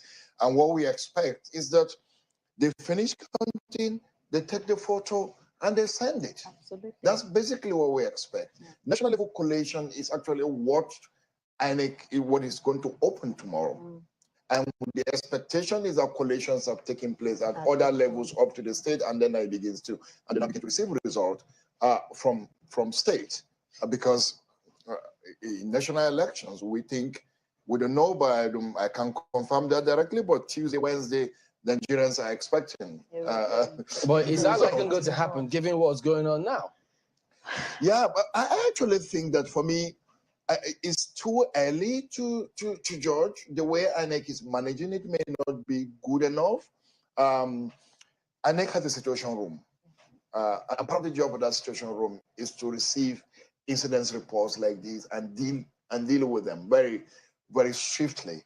So we don't know why this statement is not being issued or where explanation are not being provided at this moment, because you don't actually need a statement. You can even go to your Twitter feed and actually put up 2-3 lines on this matter, and it will just go, and everybody will know what is going on.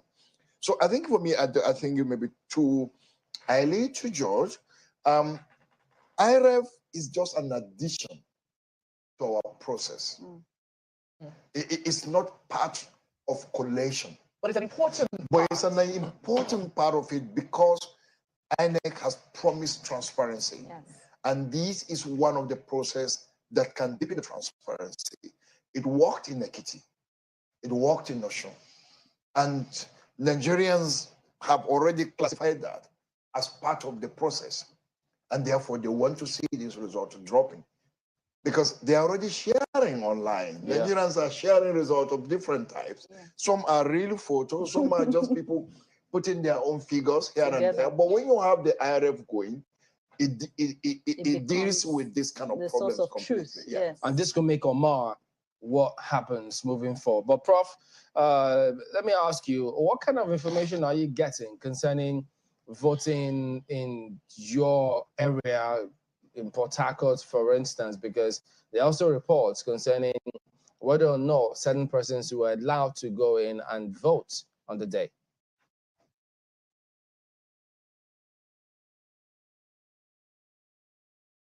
Could you unmute, Mr. Allen? I mean, we can't hear you. Yeah, I've got reports of some persons not being allowed to vote, in some places, and then in others, voting actually started very late. And then reports of violence in a few places. And in Bayelsa, it was really tough until very late in the day. Elections did not start in some polling units. So, but generally, in the rural areas, I spoke with someone in Degema, and he told me that elections were very peaceful. I spoke with someone in Iba, Obele area, and he also told me that elections went very smoothly. So I think in the majority of the places, polling units in Port Harcourt and in the immediate environs, the elections have gone smoothly. That is my assessment. All right, Prof, I'll just go through that statement again, which, as you can see on the caption there, breaking news coming through from Labour Party. They are alleging some contrived connivance with officials, some of them INEC officials, concerning the election that went on today, specifically about uploading the presidential election results. Labour is saying that officials of INEC, they're asking, how is it that the beaver suddenly develop faults when it has to do with uploading presidential results, having uploaded the senatorial and House of Reps results? So they want explanation from INEC officials about that one. They speak about the incidences that cut across most areas, according to them, in Lagos, significantly in places like Agege, Koshofe, Oshodi, Solo, Surulere, and Ibejuleki, amongst others, where The statement says results showed that Labour Party won convincingly. So these are statements and concerns that they have raised. They like the officials, the election officials, to respond to all of those. So we'll be looking to see if the commission will respond and when they'll do all of that. And as soon as we get them, you will also have them. Well, ladies and gentlemen, we have to thank you for coming on here today. Abosede Alimi, ERAD analyst and founder, Women in Leadership Advancement Network, WELAN. Husseini Abdu, chair, the board of YAGA and country director, CARE International, and Professor Fidelis Allen, ERAD analyst. Thank you all for your time here today. Thank you for having us. All right, so we will be bringing you news on the hour, but we do have this piece put together by Anne Wound. We'll ask you to have a look, after which the news comes, and our studios will continue afterwards.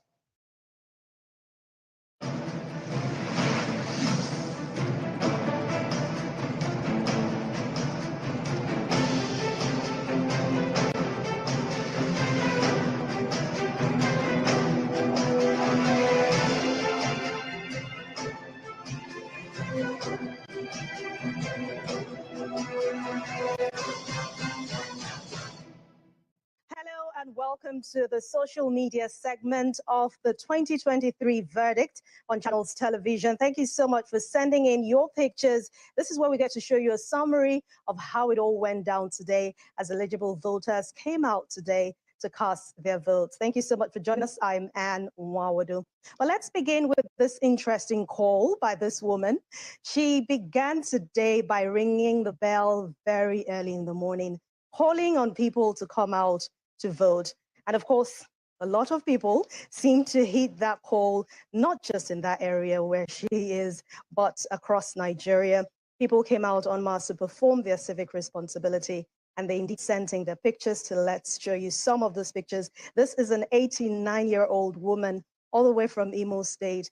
The final odds coming out to vote. And then this couple from Benue State also sent in their own picture.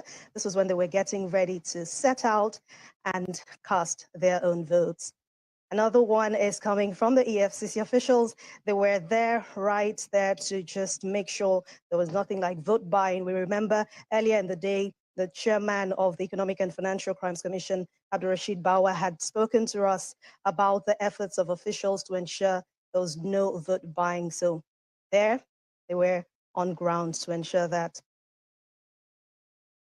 And then we also had tweets and emails coming from all our social media handles. Some people were complaining about the later arrival of INEC officials. Some were complaining about late voting, but some others also made sure, well, that's someone there making sure no matter what, she was able to come out to cast her own vote. We saw people sending in pictures of them casting their votes with inked fingers, making sure they exercised their rights today. Well, there were also, this is coming from Blossom Martin. It says this polling unit is at Ajah. The crowd is massive. They all have voters card. They came this morning and they all started setting up and everything went well. This is from Henry of BLEC. Up till now, my polling unit has not started accreditation. This was earlier in the day to ensure that was all sorted before it ended.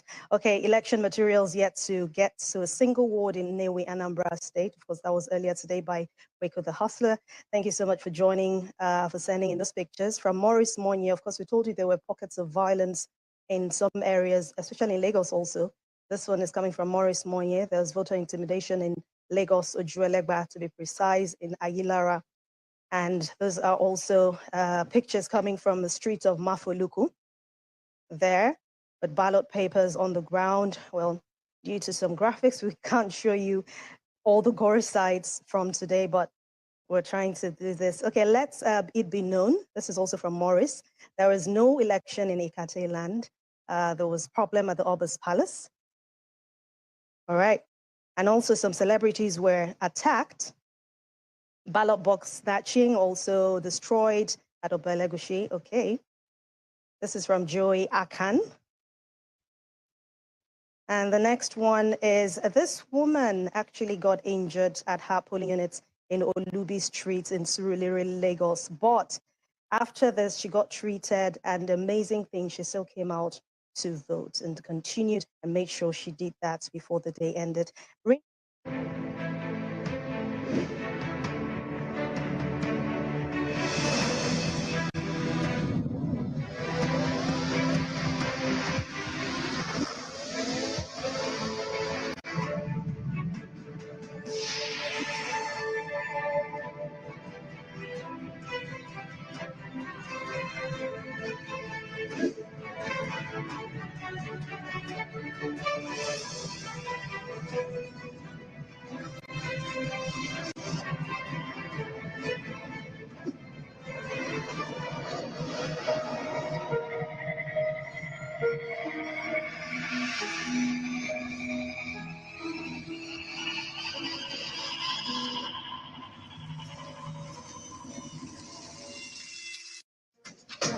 Why is this place not smelling nice?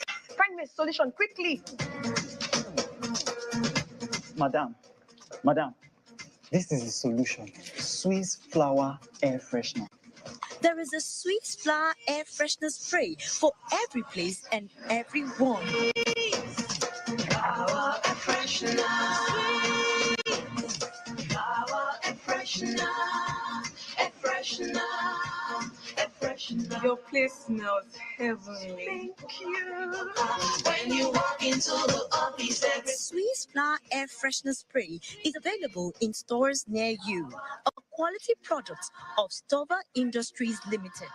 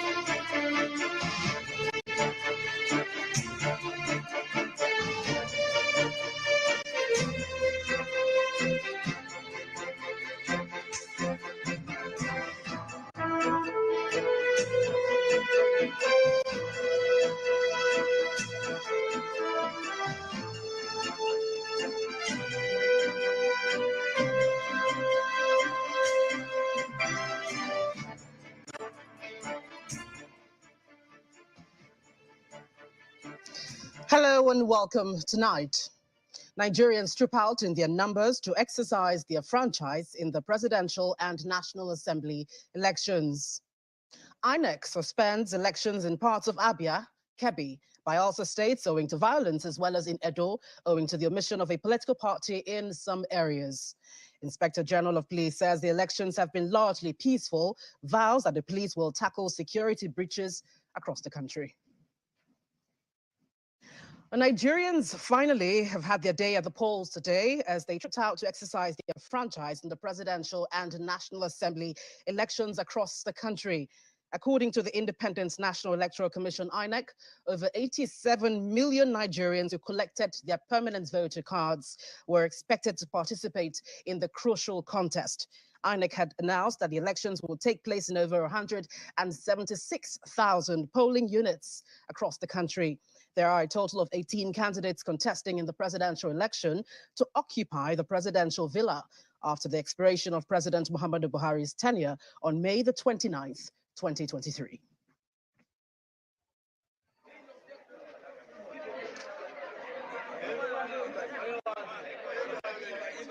In the southern part of the country, voters made it quite early to their polling units to cast their ballots in the presidential and National Assembly elections. There were, however, reports of violence and disruption of the elections in a few states such as Lagos, Edo, and Delta.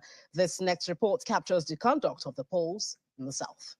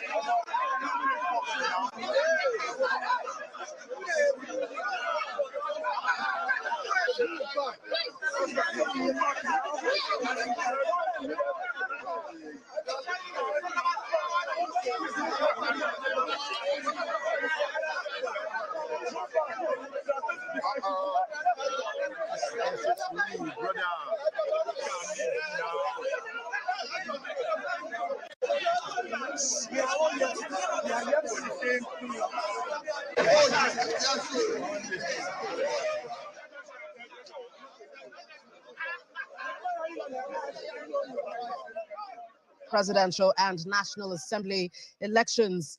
As early as 7:30 a.m., distribution of election materials had started in some states amid tight security. The region also reported minimal security breaches.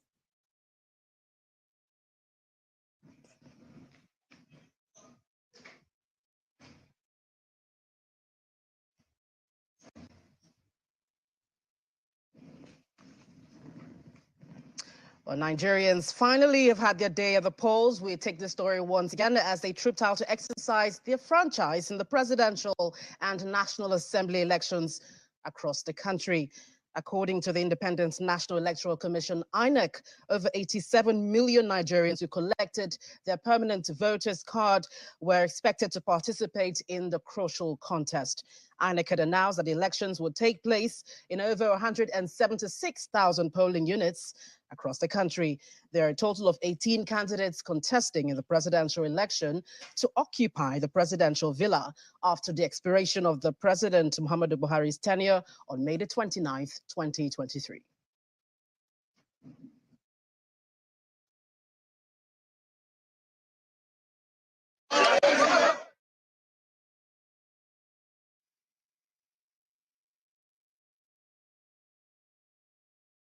Presidential candidates, including those of the People's Democratic Party, PDP, Atiku Abubakar, the All Progressives Congress, Senator Bola Tinubu, Labour Party, Mr. Peter Obi, and the New Nigeria's People's Party, Rabiu Kwankwaso, also cast their votes at the various polling units. Mr. Abubakar and his wife, Titi, voted at polling unit 012, Ajia Ward in the Yola North local government area of Adamawa State. The former vice president expressed optimism and confidence that he would emerge the winner of the presidential election and succeed President Muhammadu Buhari. I observed that, there was, a short challenge, as far as, my thumbprint was concerned. We had to go to a facial, accreditation. I think to the extent that it was meant to stop vote buying, I think it's a worthwhile exercise.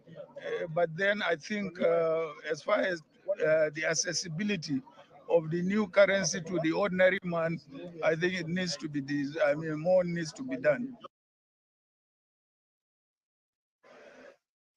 Well, over in Anambra State, the Labour Party presidential candidate Peter Obi cast his vote in polling unit 019 Agulu. He said he was satisfied with the process, even though he was getting reports that the process was delayed in so many areas across the state.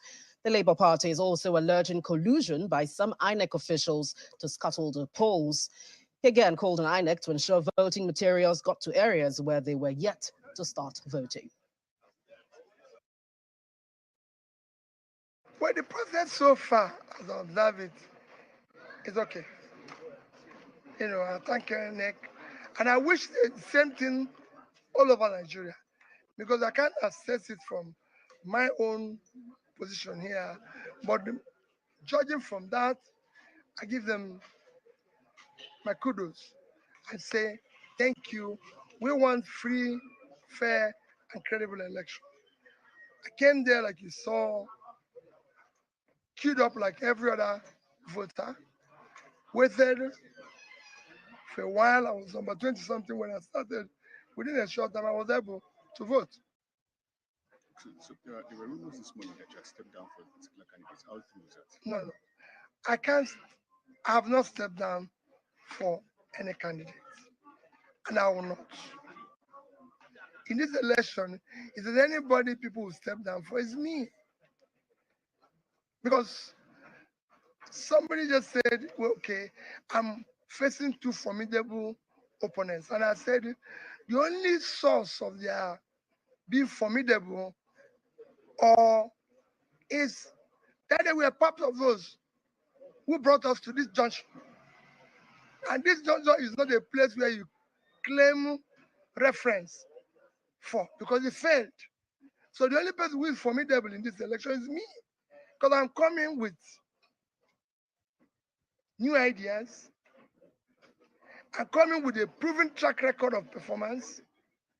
I'm coming with what I can call a clean record and offering a new beginning.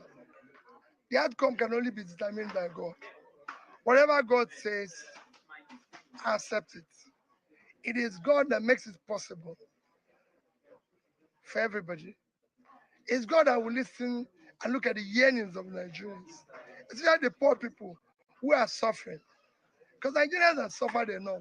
And I believe God will hear them cry. Well, what I urge them is to make sure that they extend the time of voting. You know, that will help. You know, if this will happen, as long as it works as seamless as it is here, I believe they will be able to meet up within the specified time. And if they don't, they can extend it for a few minutes. That's my appeal. I'm not authorizing them because I'm not capacity to do that.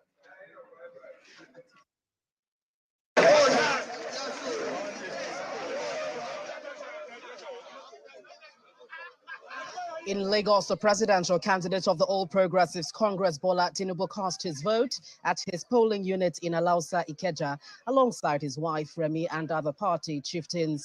Addressing reporters, he says democracy is here to stay in Nigeria, and that is confident of victory.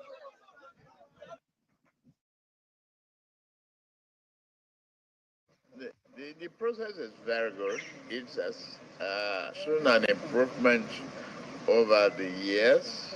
The Electoral Act has worked wonders.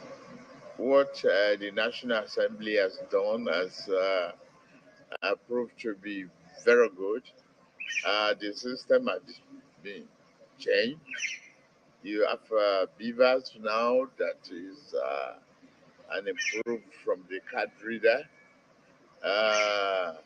Accreditation of voters is very effective, and you can see the validation and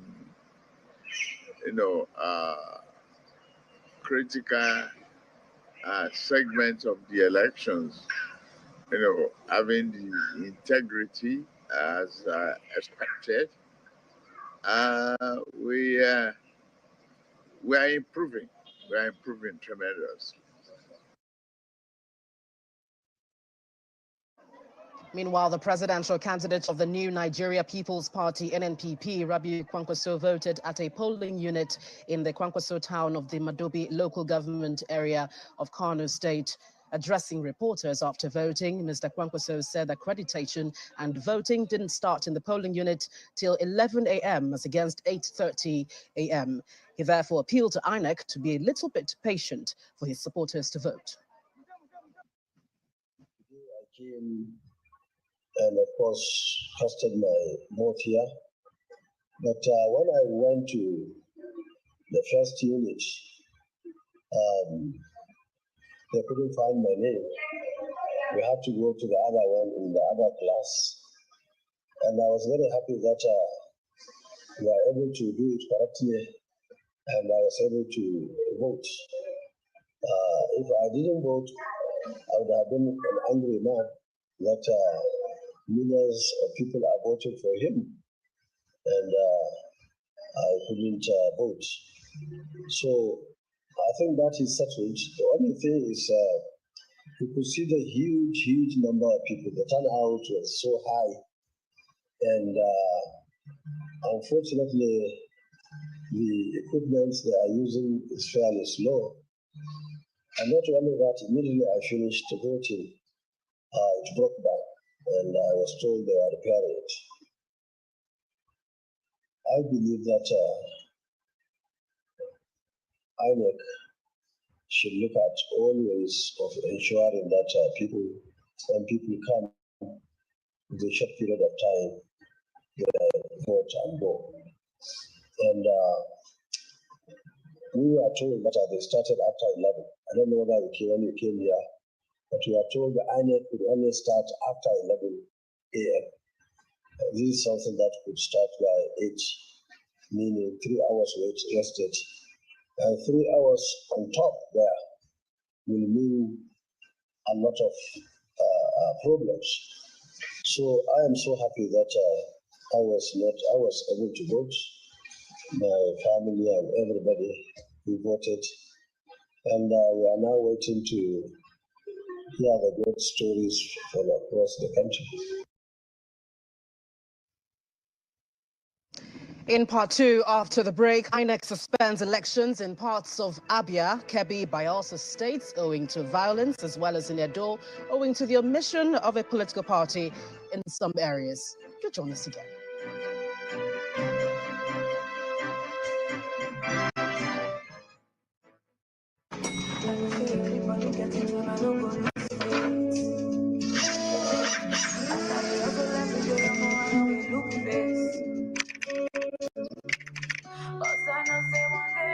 My guy, my brother, my blood.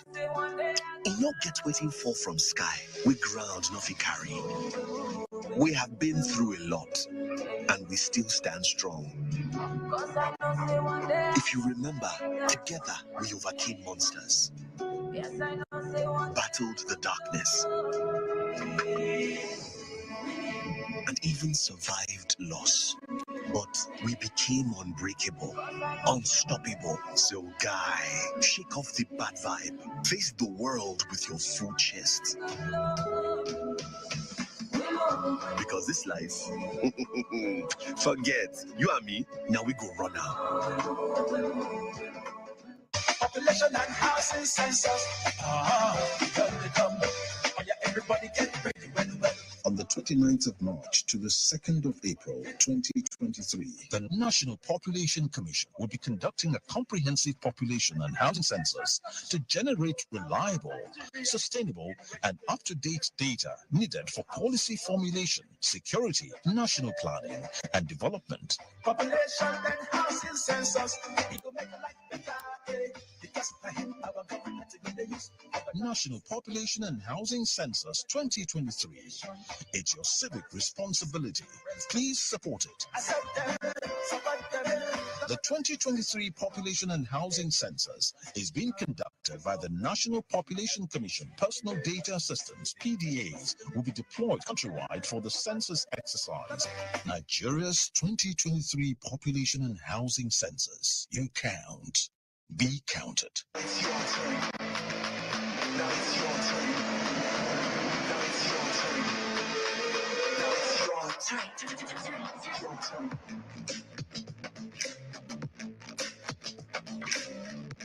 With Glow, bonus no dey finish. Buy a Glow Safe and enjoy 10 times airtime bonus on top every recharge, plus double data bonus on all data plans.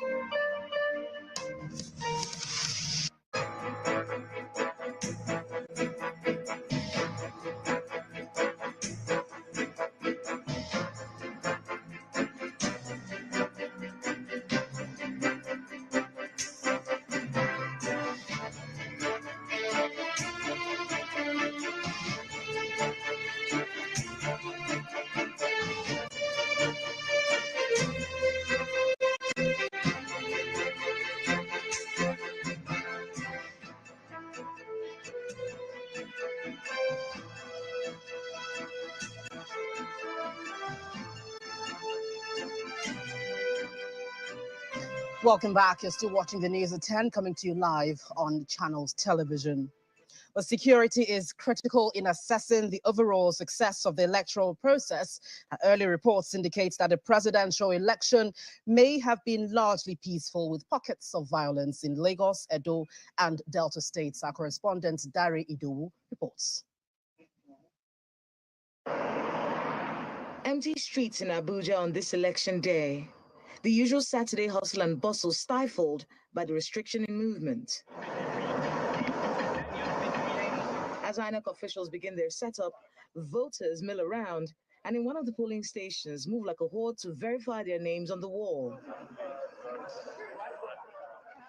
Across the nation's capital, the voter turnout is higher than usual in this city famed for voter apathy. The voters, many of them first-timers, are quite excited. Immediately I went there, I told them I'm a person with disability. I didn't even need to tell the man when he just saw me, because he could actually see my own disability, so I didn't even need to really explain. He just hurriedly told me to go and vote. Preferable to vote and not just sit at home and keep saying it's not going to count. And the process is so smooth. I'm so happy about it. First time voting, I came out today and I did it. They have tried to capture me twice and it didn't work. Yes. My thumbprint didn't work, my face didn't work, and they have tried it for over 20 people. None worked.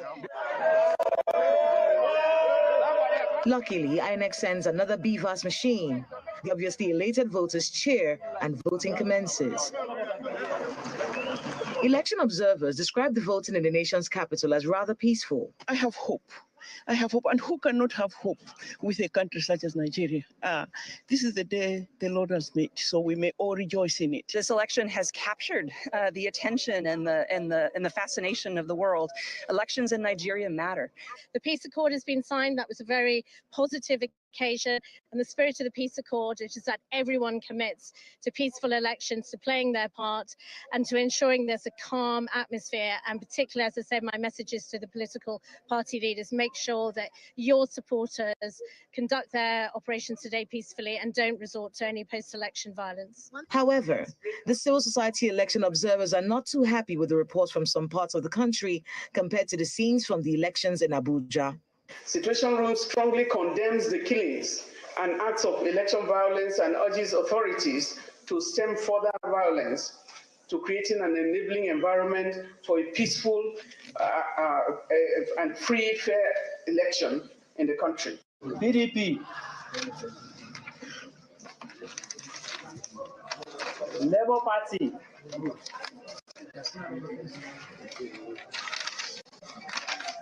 APC.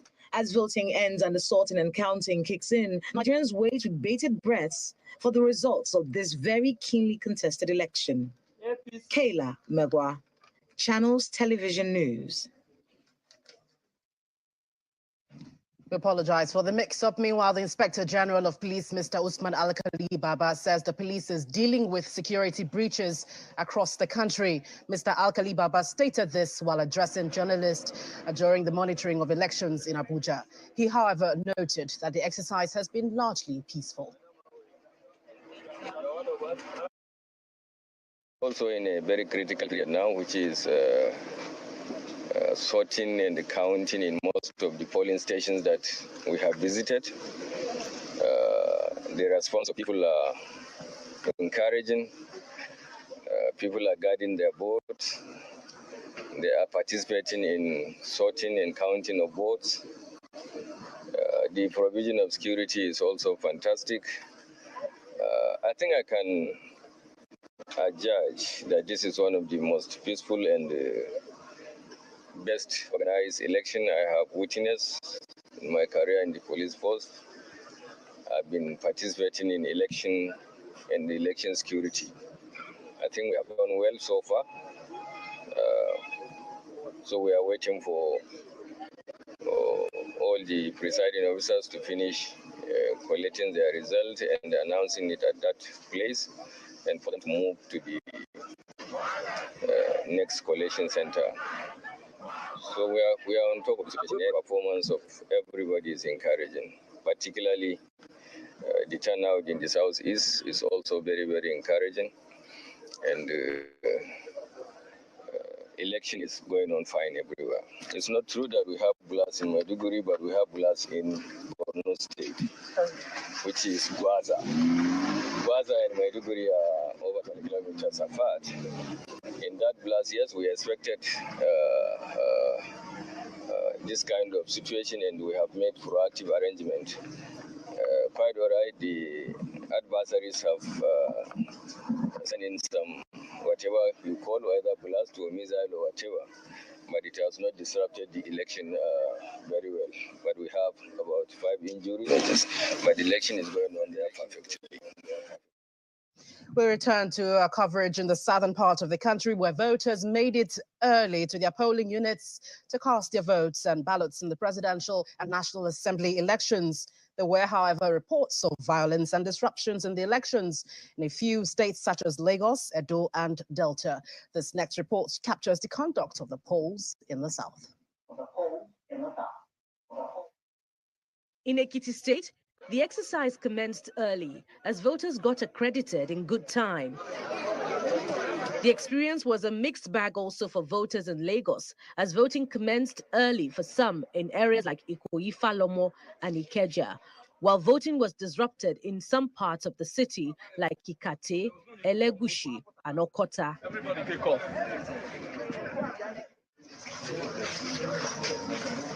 In Ibadan, the Oyo State capital, voters arrived well ahead of official commencement time to identify their names on the register, while other parts of Oyo State witnessed late deployment of election materials and officials.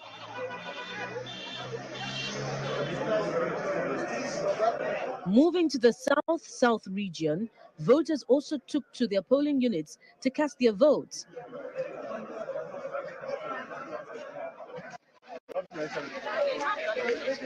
Cross River State Governor Ben Ayade and Governor Nyesom Wike of River State expressed disappointment at the late arrival of voting materials.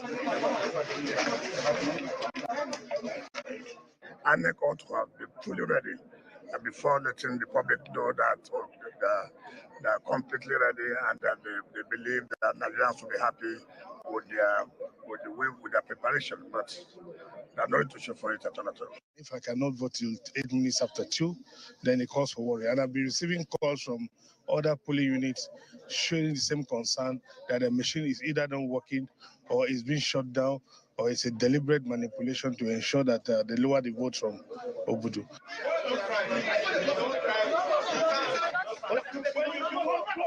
The governor of Delta State and the vice presidential candidate of the PDP, Senator Ifeanyi Okowa, and his wife voted in their country home, Owa Aleroika Northeast Council area. He commends INEC officials for conducting a peaceful exercise. You can see that both voting centers here, we have large crowds out here. And we thank God that the reports we're getting is the election is fairly peaceful and everything is working. Everything is on course. In the southeast, there were complaints from some voters about the absence of INEC staff in some parts of Imo State. Normalcy was eventually restored and the election process began amid some challenges. In Anambra State, Governor Chukwuma Soludo was also spotted making his way to fulfill his civic duty amid uncertainties.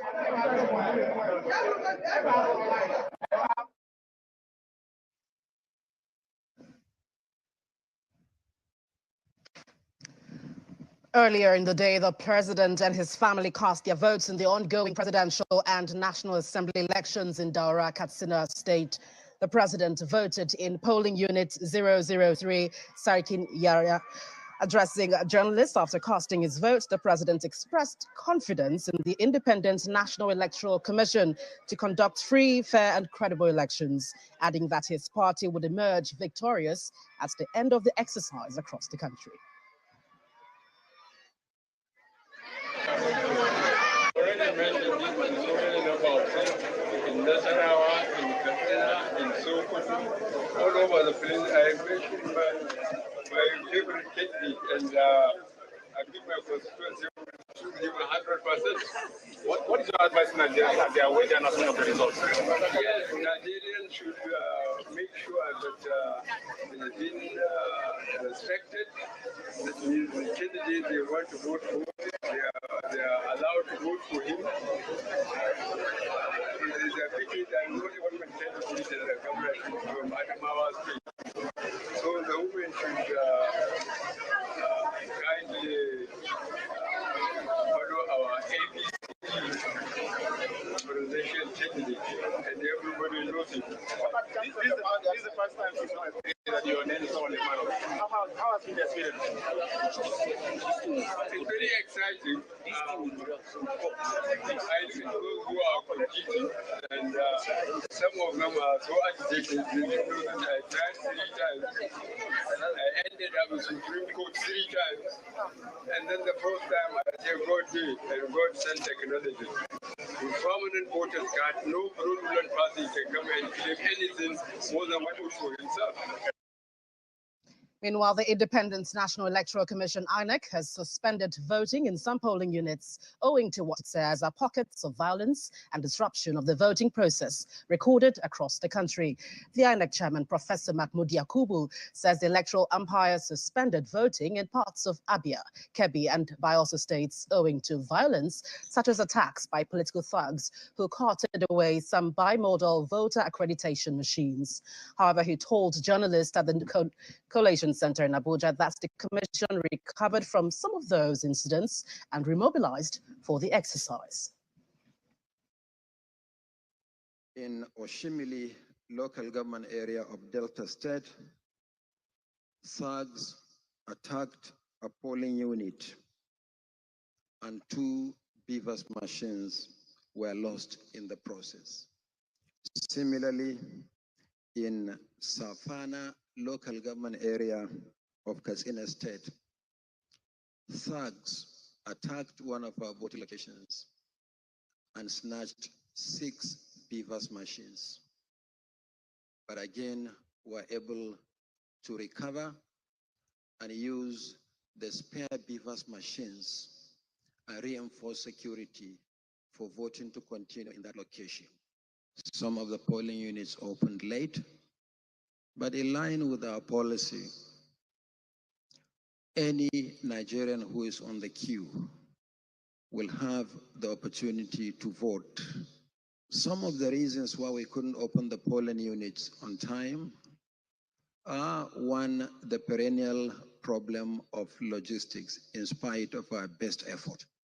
But another contributory factor to the late opening of the polling units is actually the perennial insecurity in the country.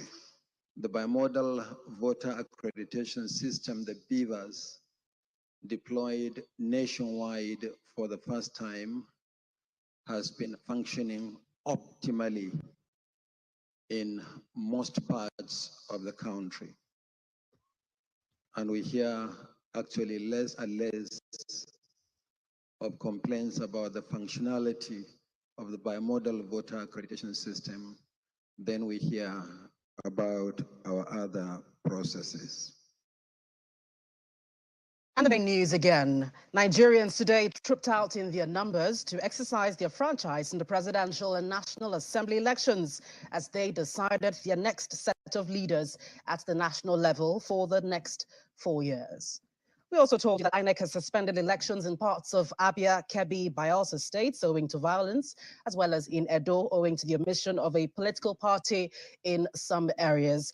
And the Inspector General of Police said that the elections have largely been peaceful and vowed that the police will tackle security breaches across the country. And that's it on the news at 10. Gloria Umuzuki. 2023 verdict continues in a moment.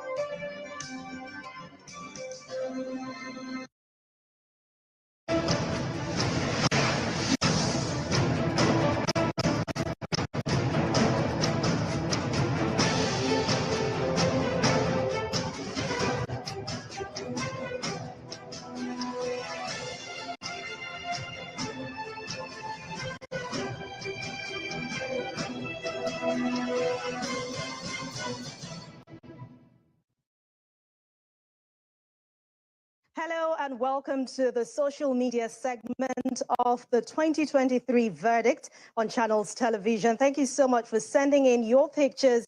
This is where we get to show you a summary of how it all went down today as eligible voters came out today to cast their votes. Thank you so much for joining us. I'm Anne Mwawadu. Well, let's begin with this interesting call by this woman.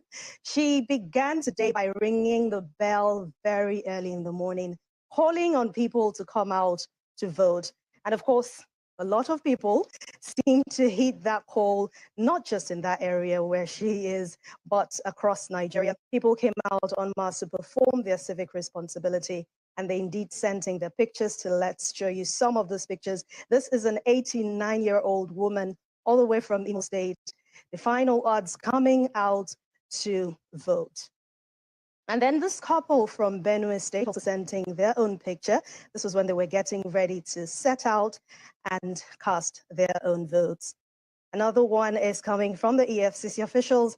They were there, right there to just make sure there was nothing like vote buying. We remember earlier in the day, the chairman of the Economic and Financial Crimes Commission, Abdul Rashid Bawa, had spoken to us about the efforts of officials to ensure there was no vote buying. So there, they were on ground to ensure that.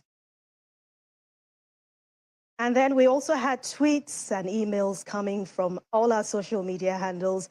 Some people were complaining about the late arrival of INEC officials. Some were complaining about late voting, but some others also made sure, well, that's someone there making sure no matter what, she was able to come out to cast her own vote. We saw people sending in pictures of them casting their votes with inked fingers, making sure they exercised their rights today.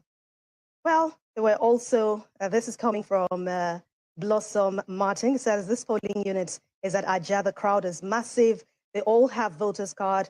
They came this morning and they all started setting up and everything went well. This is from Henry of BLEC. Up till now, my polling unit has not started accreditation. This was earlier in the day to ensure that was all sorted before it ended.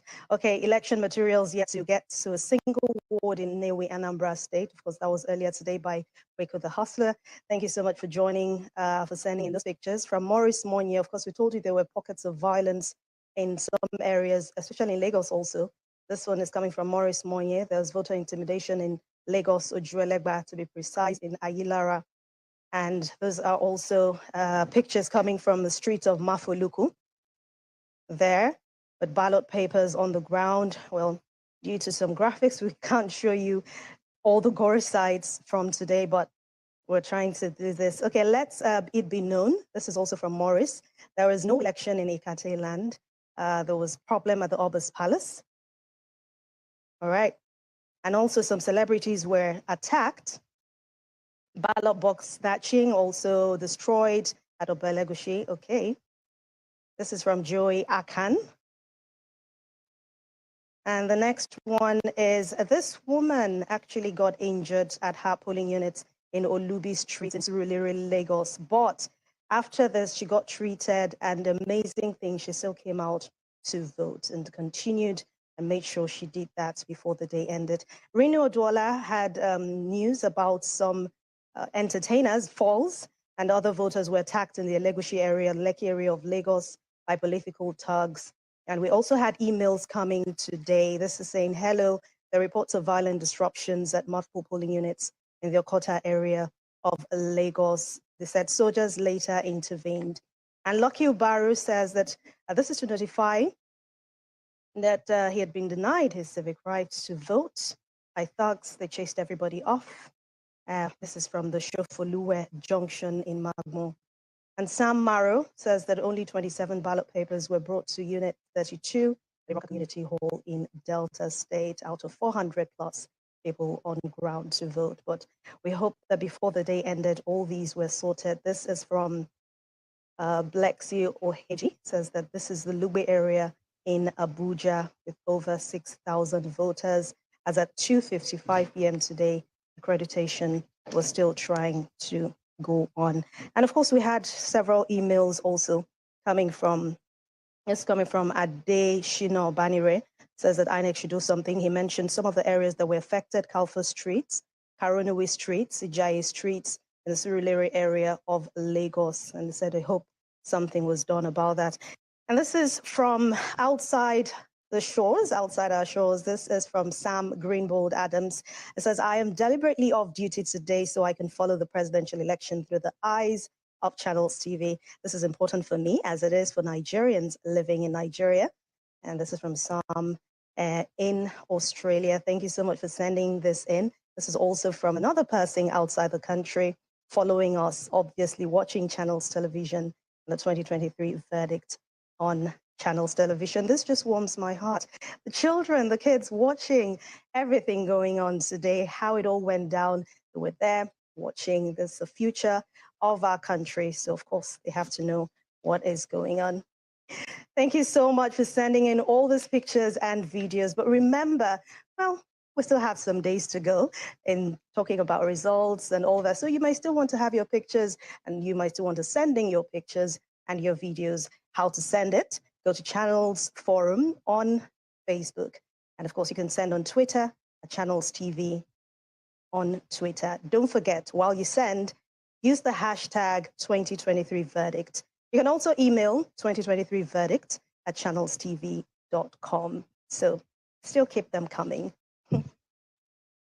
And then you can follow all our social media handles. Please do, because we have more days to go. Join the Channels TV digital team as we keep you informed on the general elections across the country. Go to facebook.com/Channels Forum. At Twitter is at Channels TV. In Instagram, it is at Channels Television. And of course, you can follow our YouTube channel. There, you will continue to be a part of us, and you know all the happenings around you, including the 2023 verdict. Well, this is where we draw the curtains on this segment, the social media segment on the program on Channels Television. Thank you so much for watching, and thank you again for sending in your pictures and your videos, and of course for going out today to cast your vote. I'm Anne Nwawado. Stay safe. I'll see you soon.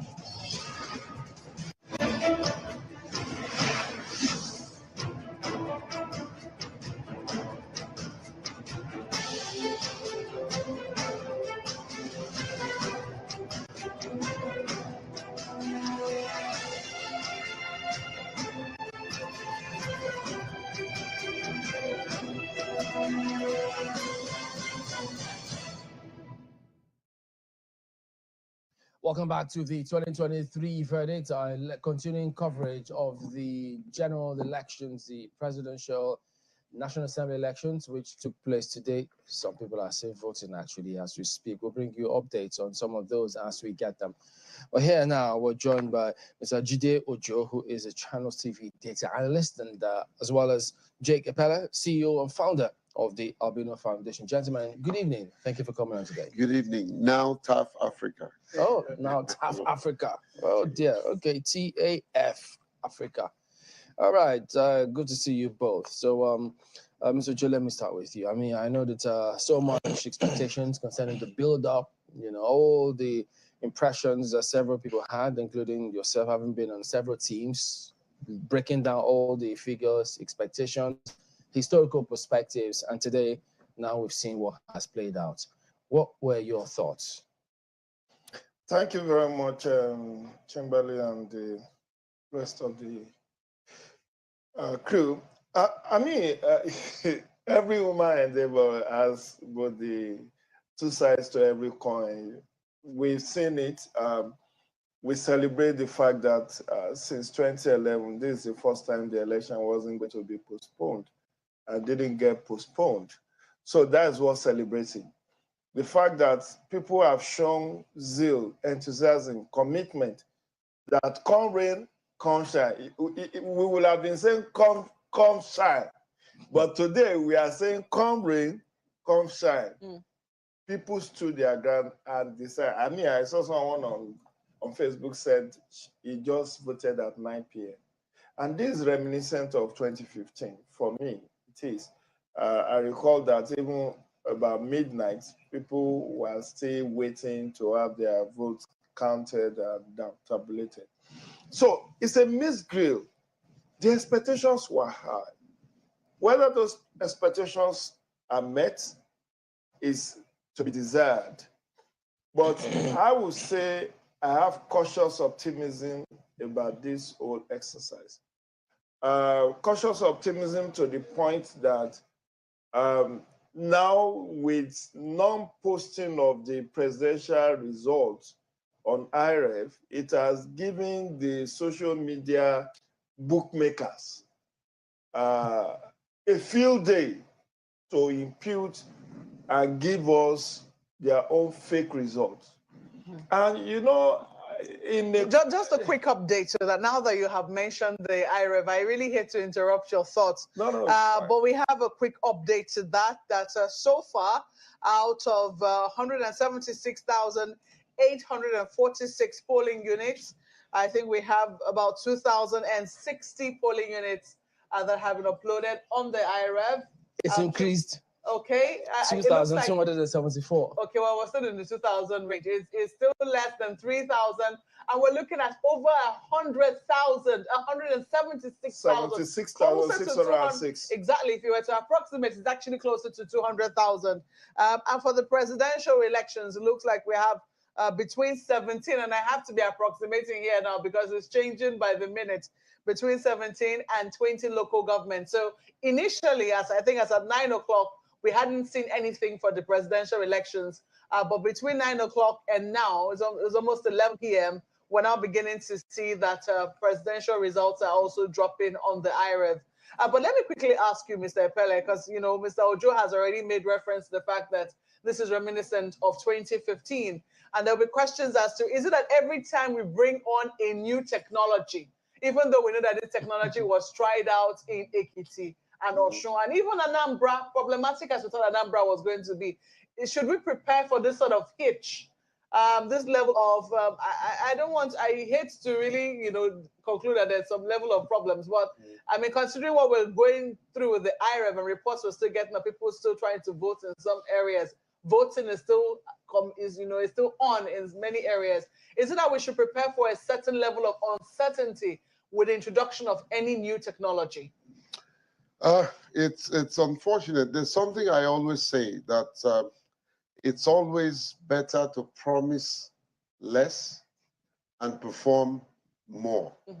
And I think INEC did not learn their lesson from this premise. The fact that there was over expectations. So much was said about the technology and its workability. And here we are. What was the over expectation? I mean, because it seemed pretty easy. I mean, especially if they've tried it out in Ekiti and Oshun and Anambra. I mean, what really is the over expectation or over promising that they have?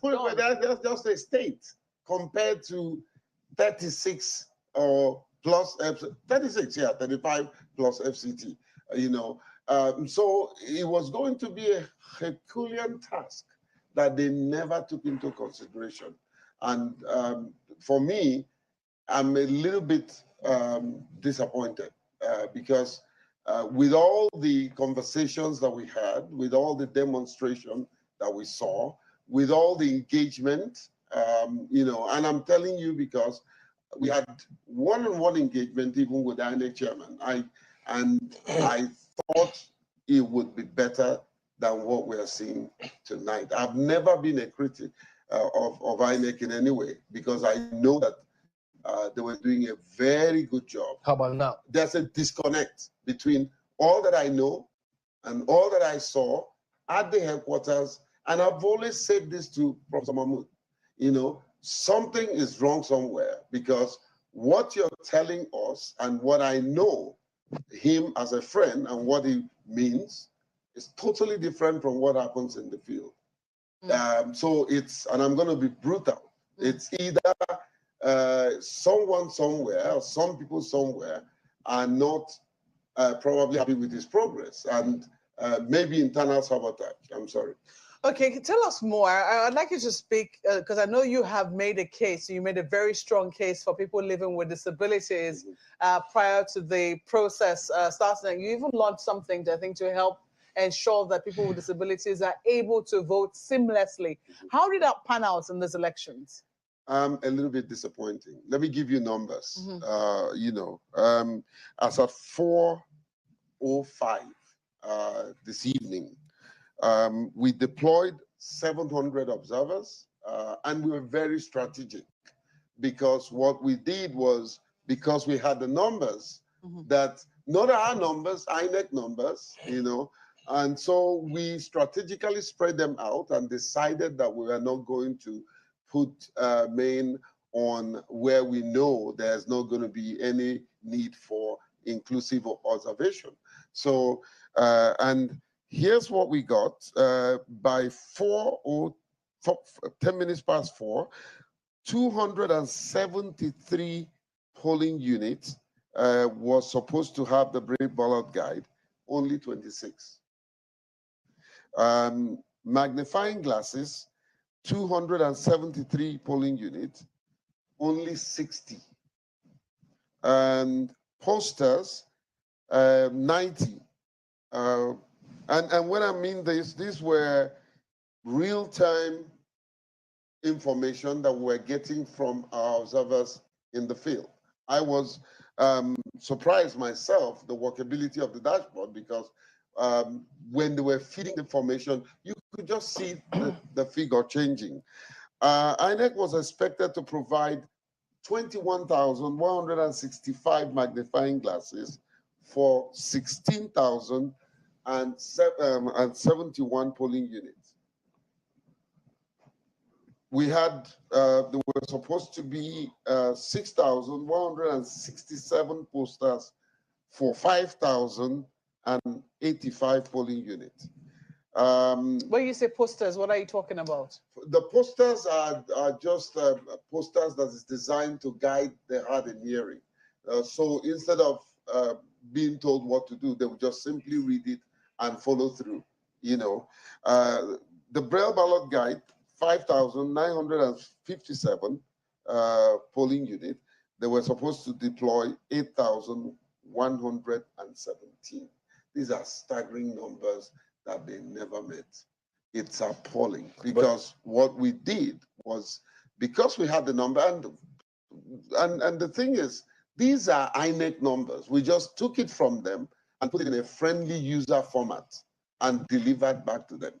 And gave them the opportunity to create an API that automatically connects to what we do, take us off from the back end and allow them to own it for security purposes. You know, Unfortunately, it wasn't done, because if they had followed that, they would have known exactly where to deploy each of these materials for it to be used. Well, you said these are INEX numbers, so that means this was part of INEX plan. Yes. So why do you think this plan was not followed through? Okay.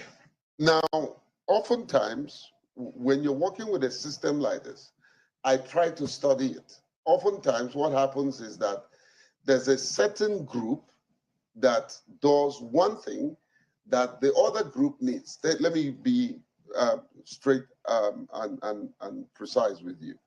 The operations department, is the department that runs the election holistically. So when you're doing something maybe with ICT, you need to feed the operations department with simultaneously, so that they know exactly what is coming. And we did. I can call the guy Yusuf. We were in touch with them. His deputy director was with us. We made a very strategic presentation, which they applauded. So unfortunately, I think that this was not followed, because if they had followed it, it would have been very easy for them to know where to deliver. When we made a presentation to Professor Mahmoud, he said to us, I'm from Bauchi, go to Bauchi. We went to Bauchi. Go to my local government. We went to his local government. Go to my polling unit. We went and pulled up the information. There were about 4 persons with disability in his own polling unit. Well, interestingly, this is not, how will I put it, it's not peculiar to people living with disabilities. The figures here are really, really appalling, to be very honest. I mean, when you talk about 273 polling units, and where Braille is supposed to be deployed, for instance, and only 26 units were deployed for those same polling units, only 60 magnifying glasses out of 273. The percentages don't really work out. And then when you also look at what you're looking at, 21,000 plus polling units where magnifying glasses also have been, So they were supposed to procure.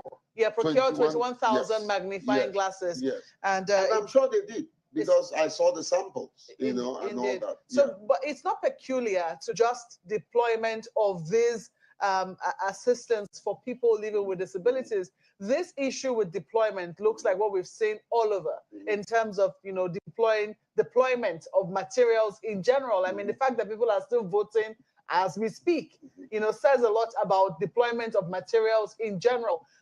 Are you able to differentiate? Are you able to say whether in the polling units where these things were not deployed, is it that, also other voting materials were not deployed at the same time? You asked a very intelligent question. I'm very careful, because my interest was not to look at the election of the broad spectrum. I was focused on inclusivity. There's a likelihood, and that's why I'm very careful with numbers. There's a likelihood that they may have deployed some of these things, and the people to use it, the ad hoc staff, could be ignorant of the fact that those things are in Ghana must go, which is usually the case. It's usually the case. It happens all the time. But they were trained this time. Yeah. Not only are they trained, we supported them by giving them the information, by giving them the guideline, by following through their new e-school, so that these things are properly documented and the people to use it will be trained. It's unfortunate. We still have a lot of work to do. Well, yeah. I was going to go to Prof. Prof is still there, incidentally. Yeah. Professor Allen, he's been on for a while. Prof, apologies for that, but could you go ahead and tell us, ever since we spoke, results have been uploaded on the iRev, and I'm sure several people are on that platform now. Quick look, 2,658 of them have been uploaded of the 176,606. Incidentally, I think INEC needs to adjust something there. It's still reading 846.